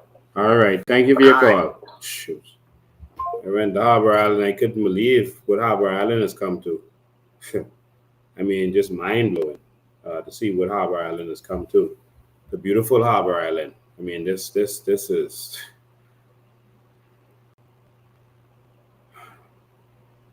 Bahamians are about to become an endangered species in our own country, in our own habitat. We are being choked out by legal and illegal foreigners, and we're going to be outnumbered shortly. We have one more election, but now two more because we have a by-election coming. Beautiful hour. Good evening. You're live. Good evening, Mr. Lincoln. How are you? I'm awesome, man. First and foremost, let me commend you for the great job that you're doing. Thank you, man. But Lincoln, I call in tonight because, you know, it really disturbed me. The other day, I went to Eleuthera for the first time in my life, Lincoln. Lincoln, I kid you not. During my time in Eleuthera, I saw more Haitians than Bahamians. Yes. I couldn't believe it. Yes. Then I went to Abaco for my first time last week, Lincoln. I drove almost all over Abaco, Lincoln. Haitian more than locals. I could not believe it. Something has to be done, man. And I see Nassau look like it's soon be overthrown by them too. But be blessed, my brother. I hope you get in power to do something about that major issue. Yeah, man. Thank you too, man. Blessings. Well, we are going to be a voice of the people in the House of Assembly, and we're going to speak up and fight for the Bahamian people. All right. We need real opposition right now in the House of Assembly, and then we need real governance that's going to take this country to the next level. The PLP and FNM, they ain't working out. All right. Pintard is a puppet of Brave Davis right now, and they ain't working out. It ain't working out. All right. I'll take this call. Good evening, you're live. Yeah, Yes, good night, Mr. President. How you doing, man? I would like if you just allow me a few minutes Go ahead. to address the Linden Pinlin PLPs. These are persons probably 60, 65 and over. I want you all to know you have been marginalized by the PLP. They don't count you anymore. You are going to just be used for your votes. Okay? And I will draw the illustration in the graveyard with Lady Pinlin and Fred Mitchell, who was always an enemy of Sir Linden. He showed disdain for that family. They denied his daughter a running ticket. Mm-hmm. All of you Sir Linden PLPs, who we would have called the grassroots, you are only going to be used for your votes. We who are over that age, we're headed to the grave. It's like from the cradle to the grave. Spend your last days in the New Bahamas. Rise up. All of the Sir Linden Pinlin factions of the PLP, you no longer recognize. You are being used for your votes. So rise up and spend the rest of your days in a happy, prosperous New Bahamas. For you are a new Bahamian now. Thank you very much, Mr. President. Thank you, man. I appreciate that. What he's saying is the truth. One stalwart councillor said something to me while I was making the rounds in Grand Bahama, that the old PLP is gone. There's nothing to be attached to. The old PLP is gone. And they can try to bring up the nostalgia as much as they want, but they're saying that the PLP now is being run. And I was like, wow, I figured this out a while back. The PLP is now being run by traders of the PLP or non-PLPs. One elderly lady reminded me that Philip Brave Davis left the PLP when Ingram and Christie did.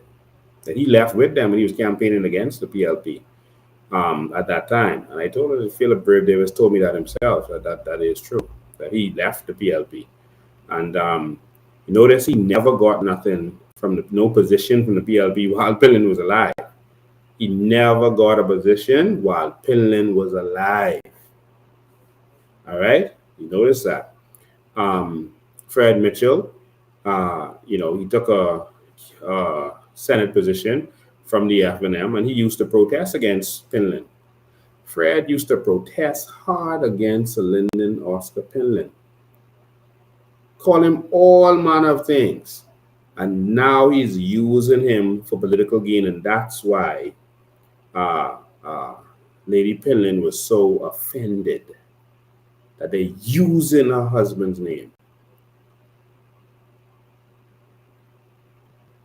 Obi is the last of Pinlin's proteges who was in politics. And my brother is gone. And again, we give the family our deepest sympathies. The old PLP gone. It's time for a new Bahamas. It's time for something new. The question is, are you ready for something new? Well, I am. But in the meantime, I'm going out there to fight for what belongs to me and my family and my Bahamian people. You can't steal our carbon credits. You cannot fire a civil servant who stands up against a crooked politician and get away with it. You cannot. So we're going out there to stand up for Ms. Katura and Ms. Faustine, these immigration leaders. I believe that there are civil servants who want to do the right thing. I believe that. I know that. And so that when we take over the New Bahamas, they're going to be free from political interference so that they can do the right thing. I believe that. So we got to fight for that. All right? Victimization is going to be over in this country. It's going to be over. You will not be victimized for fighting against a political party. But don't fight against the New Bahamas. Don't plot with the oligarchs to stop us from getting what's ours. That's treason. Don't plot with no foreigner to help them to get in our country and steal our crown land. That's treason. You are royalty, my brothers and sisters. And a New Bahamas is coming where we're going to put you first. The old God has passed away, but we have to take it from the old lion. The young lion has to grab the old lion by the neck. Let him feel your strength and toss him out. Otherwise, he's going to be sticks and bones and skeleton and still ruling the pride and leading the pride in the wrong direction and unable to protect the pride. That's why they're weak. That's why every foreign interest that comes here with their different agendas can rule our people, because our leaders are weak. The lions controlling the pride are weak, and it's time for them to be removed. They cannot defend the pride. And that's why tomorrow Pride Week starts. And that's why our natural resources are being stolen from us on a daily basis.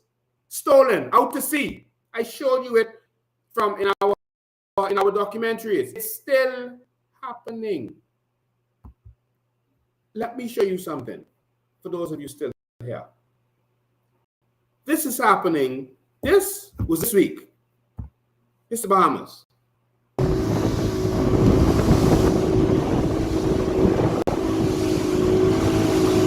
Radio. Oh, I ain't got the name of it. Oh, 18th. Sign of the country. Oscar and they got it on the boat.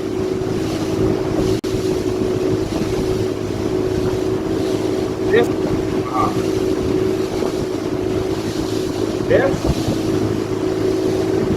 is their out to sea, taking the sign out. So these are people that they can be uniform all the time.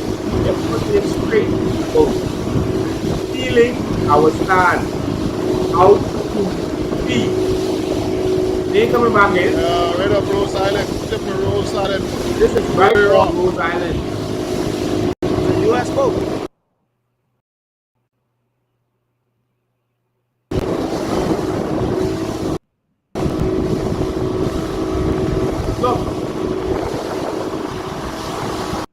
That's right off Rose Island, right under your noses, Bahamas, right under your nose.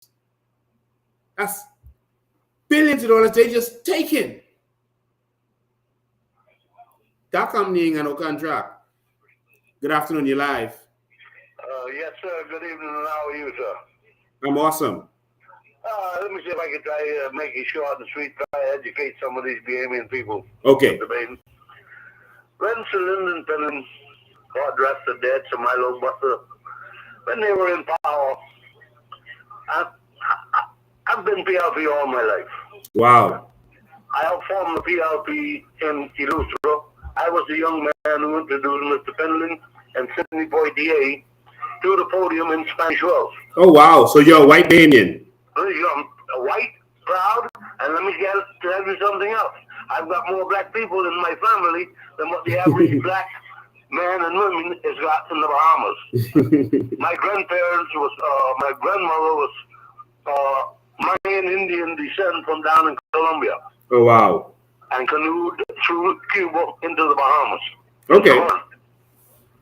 Matter of fact, Sir Roland Simonette had to call my grandma aunt. Wow.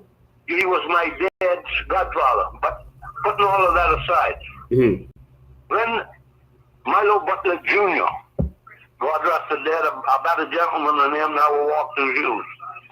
When he was consulate for the U.S., when the Bahamian government back then run the Cubans out, they blew my freight boat up in Florida.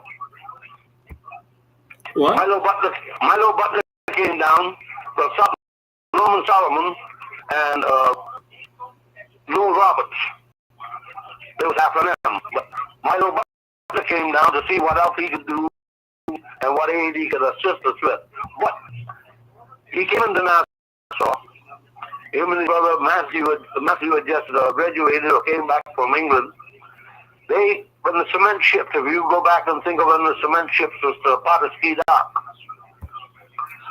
Matthew and Milo Butler Jr. had two boats that they wanted me to take out on my fishing boat for trial run to see if they would work. Well, I had to meet him to the House of Assembly that Wednesday morning. I left Spanish Wells in my speedboat, came to Nassau, where I went to the House of Assembly. On the guard to the door, he let me in to where he told me, and I went where he told me. And see, the Bahamian people fail to realize that Papa, when I say Papa, you know who I'm referring to. He was Finley's advisor. And if you remember when Mr. Finley got down on his bedside, he was one of the last to leave his bedside. Yes. He told Mr. Finley in the House of Assembly that morning, and I'm 70, and if I live to be 150, and God gives me leaves my memory, I'll never forget these words. And listen how I phrase them, because this is exact the way Papa or Hubert Alexander Ingram told Finland. He said, if you want to control the Bahamian people, you have to control their money. Mr. Finland's words back to him was, the people did not put me here to control their money. They put me here to make jobs available for them to make money. And memory serves me right. This is when your natural resources and all first came in vogue. He said, well, England told him he needed to run the country like many was doing in Jamaica. He says the elderly and the children's education is what's going to take this country forward. And that's when he told Ingram that he had one of two choices: resign, or he was going to put him on Bay Street. And that's where the split up came between them two, and the half of them came and moved. And like I just told you, I've been PLP all my life. Wow. Until this last general election. And hey, between you and me, it's immaterial because I speak my mind as my God's given right. And I voted for the Coalition of Independence. Oh, wow. Congratulations, man. Thank you. State. I campaigned with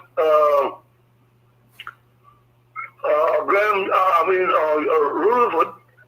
In Yamacraw. In Yamacraw, I went all over with him campaigning, and when they had the early election, I was right there all the time. Watching to see what was going on. And Mr. Brent Simmons, which is, like you say, my family.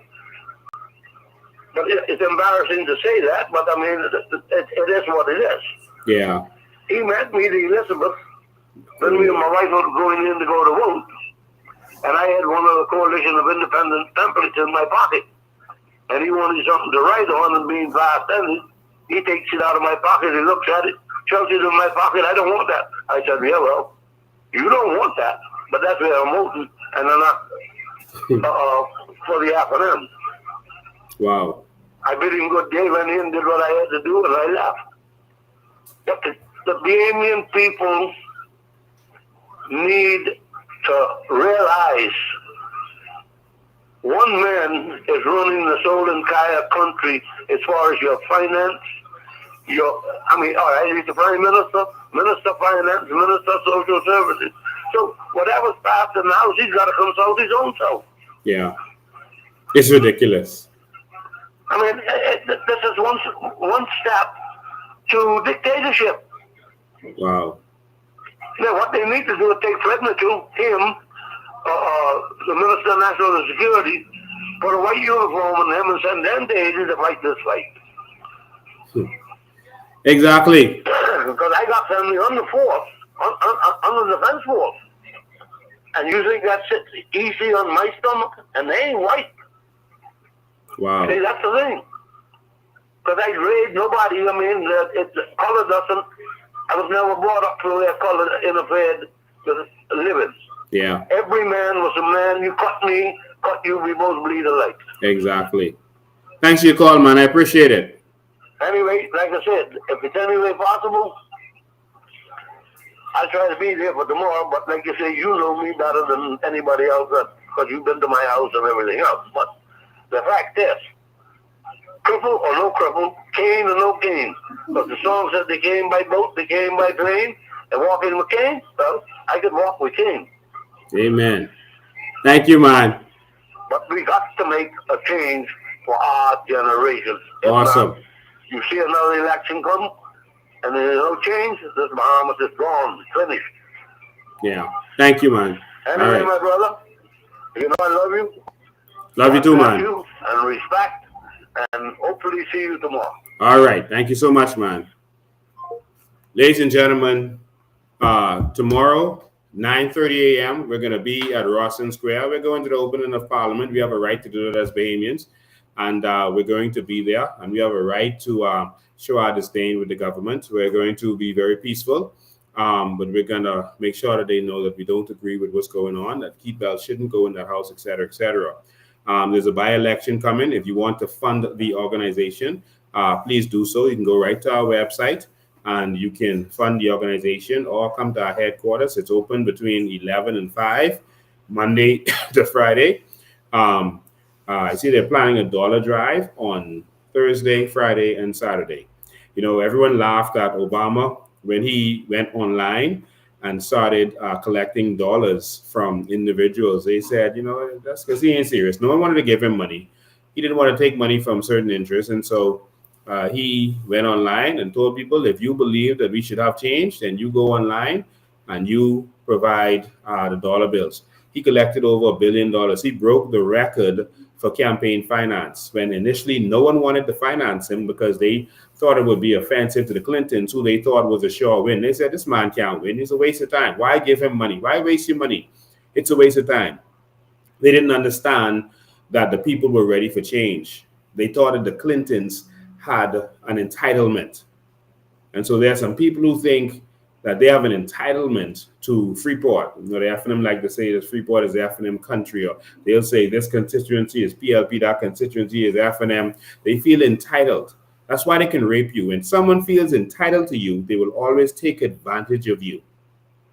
Whenever someone feels entitled to you, they can take advantage of you. Because no matter what, they know you ain't going nowhere. They beat you, you're still there. They abuse you, you're still there. They neglect you, you're still there. You have to stand up, Bahamas. And so Obama did it. He collected his dollar bills, and he won. In 1992, the FNM used to be on the street with the jug. They invented that, collecting their dollar bills, and they won. And so we are going to raise funds the way we can. Right now, the Progressive Party is already contacting everyone who have a contract from the PLP and telling them they got to put up money for this election. So they are begging everyone who has a contract to come and put up money to make this work. All right. The FNM, everyone who wants a contract, everyone who wants the FNM win, come. You got a contract from us, come, bring something. And that's how they're operating, so that the corruption could continue. No. We're going to the people, like Obama did.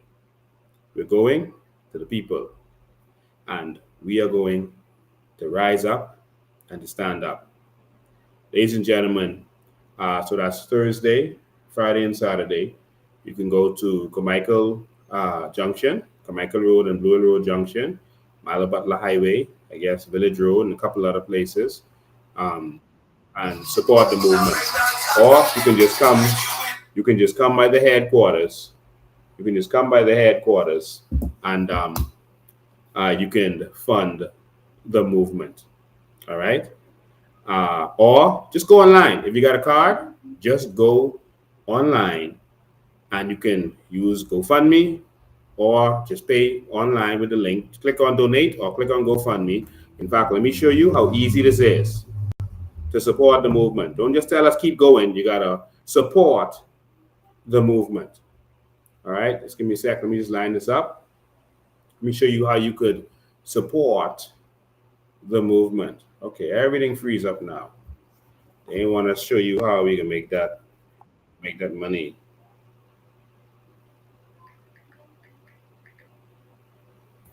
Okay, the whole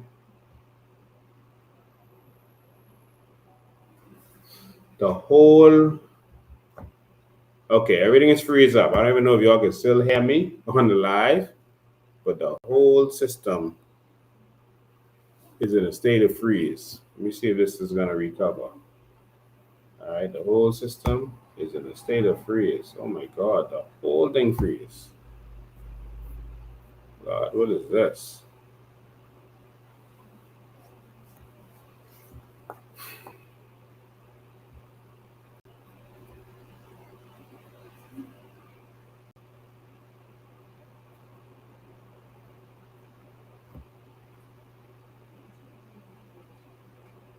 Okay, I don't know. Can you all check Facebook and tell me if I'm still on live? Because I don't even know. Everything just froze up on me just now. Okay, look at everything is back. Yep, everything froze up just now. I'm so sorry, y'all. Everything just froze up. We don't know what happened just now. All right, so here we go. Okay, cancel that.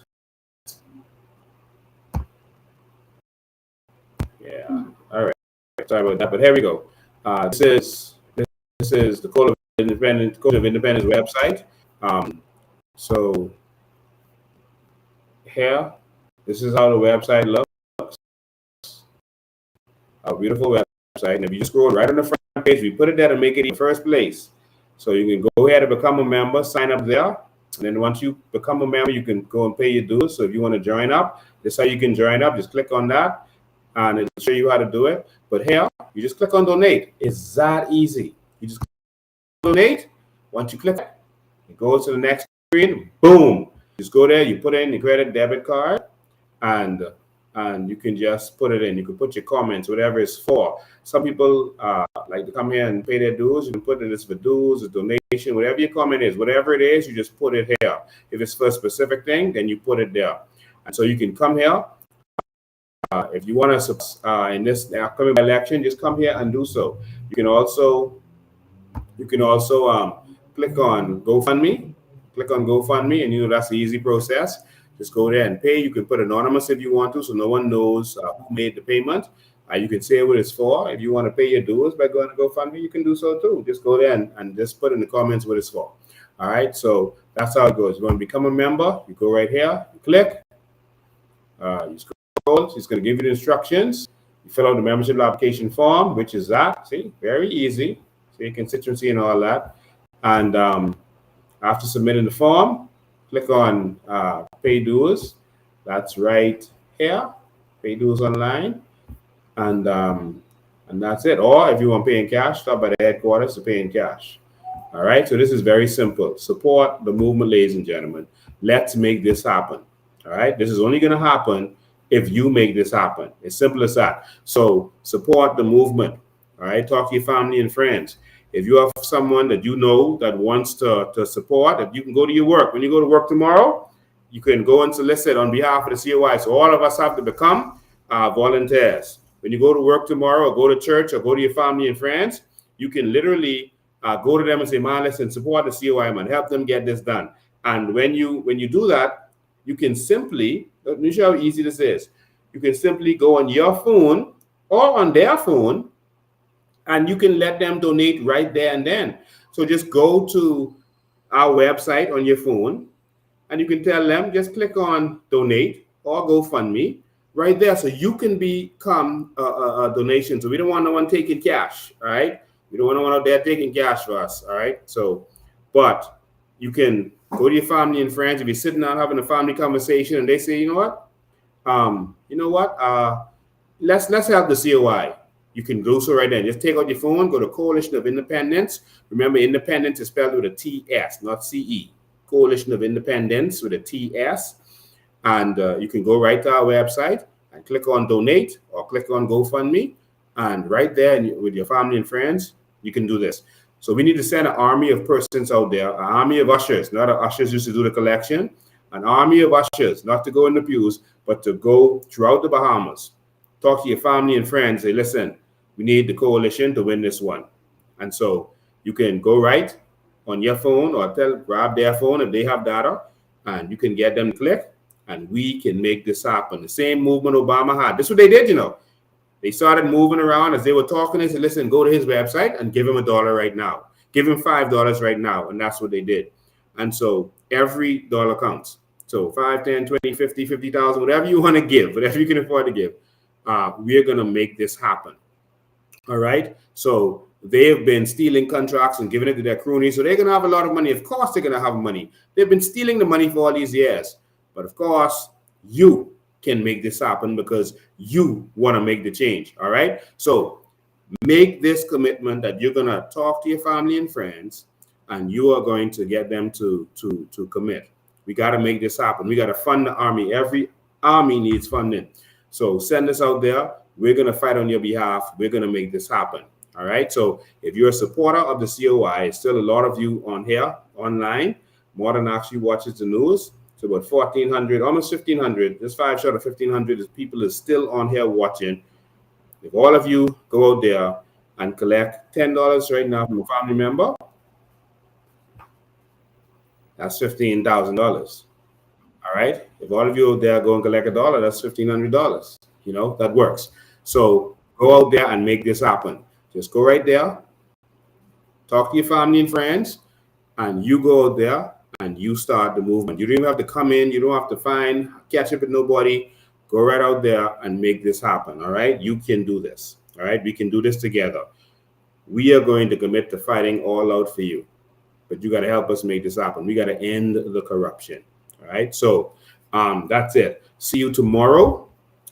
See you tomorrow at 9:30 a.m. All right. You can come dress however you want. If you want to wear your t-shirts, if you want to wear black, whatever you want. You're a Bahamian. You can wear whatever you want tomorrow. All right. Just come out and show your force and let them know that you are serious and that you have had enough. All right. We have to fight to take this back. So please, you go out there and do the job. Tomorrow, I want to see us. I want to see the funds coming in to the war chest. It's time to go to war. Are you ready? And so the FNM and PLP are right now all about soliciting money. The FNM say they want 500,000 to $1 million. The PLP say they want more than that so that they could win, so they can keep robbing you. You, the people, can make a difference. So they can see this might be a small rock, like David, but it's a God move. And that small rock is going to multiply into a big damage. Mark my words. So go out there and make this happen. That's how you can contribute. Someone asked me, how can I contribute? Wherever you are. If you're in Canada, if you're in America, go to your fellow Bahamians or your foreigners. Go to your foreigners and tell them, man, there's a movement happening in the Bahamas. I want you to support this. You pull up your phone and you tell them, click on GoFundMe right here. They're foreigners, so they won't be able to pay directly at the donate button. If you're overseas, you can go to GoFundMe. If you're in the Bahamas, you can do both. All right, go to your family and friends. We have a lot of supporters overseas in America, etc. You go around and you solicit. You make this happen. You help us make this happen. And this victory is going to be ours. All right? And it's going to be the glory that goes to the one who sent us. All right? It's time for victory. So how can you help? You know how you can help. Wherever you are, let's put this war chest together and let's meet them. Let's meet them toe to toe in Grand Bahama. Thank you all for tuning in. Thank you all for watching. We appreciate you. We love you. And I'm going to end, as I always do, with this video that reminds us where we are and where we could be. We go live again tomorrow at the rally, but we go live again on Sunday. Make sure you're there. You know, a lot of people wonder how Dubai became a very big, famous and rich city. You see, if you're comparing with Nigeria, listen to this. Nigeria has oil before than Dubai. It's a history. They are more rich than us. They have agriculture, they have mining, they have everything, you name it, they have it. Am I right or wrong? When you have a true leadership, which we have nothing, but we have everything because we have the right leadership. That's the only thing you need, a right leader for your country, not corruption. That's what brings your country at the top. You don't need anything. We want water, we don't have agriculture, we don't have mining. That's quite interesting. And that's Sheikh Mohammed. What happened in Dubai with the citizens? Monarchy, and monarchy take care of their people and make sure that they're paid 2,000 per family, maybe 3,000. And life is cheaper there. Life is cheaper, but all the Dubai citizens are paid, very paid. From who? From the monarch, from the king. From the king? Yeah, from the king. Wow. Money comes in through the government. The government distributes the money to the people. And there are no poor people. They're like only Dubai, poor people in you Dubai cannot be are poor. those that came No from poor another in country. Dubai. No poor in Dubai. Just like Kuwait. They get money, like almost like American Indian the casinos. The money goes out to the people. Okay? And the only poor people in Dubai or Kuwait are those who come from other countries to work for the citizens that are there. Wow. And in Israel, if you're a citizen, you get a lot of $10,000 and $50,000, but you have to wait per person. Wow. Bahamas. It's happening around the world. In the Bahamas, we are a rich nation. We are a rich nation. And the Bahamas government refused to give us money. Change is coming to the Bahamas. Yeah. It's coalition time. I wish all the best for Bahamas to be rich people. That's it. Thank you. To be the rich people in the world. That's what people think. We're rich people in the world. Wow. I don't know how you did this in 50 years. You look at history. Who does this? Show me anybody else that has done this in 50 years. I'm waiting. Show them to me. This wasn't done by money. Money doesn't produce visions. Visions produce money. You've had leadership over here that were visionaries, great visionaries, and their vision was more about the people than the money, because you can't accomplish this in 50 years without loving your people first, because the people are the ones that's benefiting from this. Look at your health care. Look at your road system. Look at your highway system. Look at your airports. Who does this in 50 years? But who benefits? You're going to care about those people. It's something to be learned about what's been done over here that could be duplicated in the world, because there's people with this much money. You just don't have people with this much love for their people.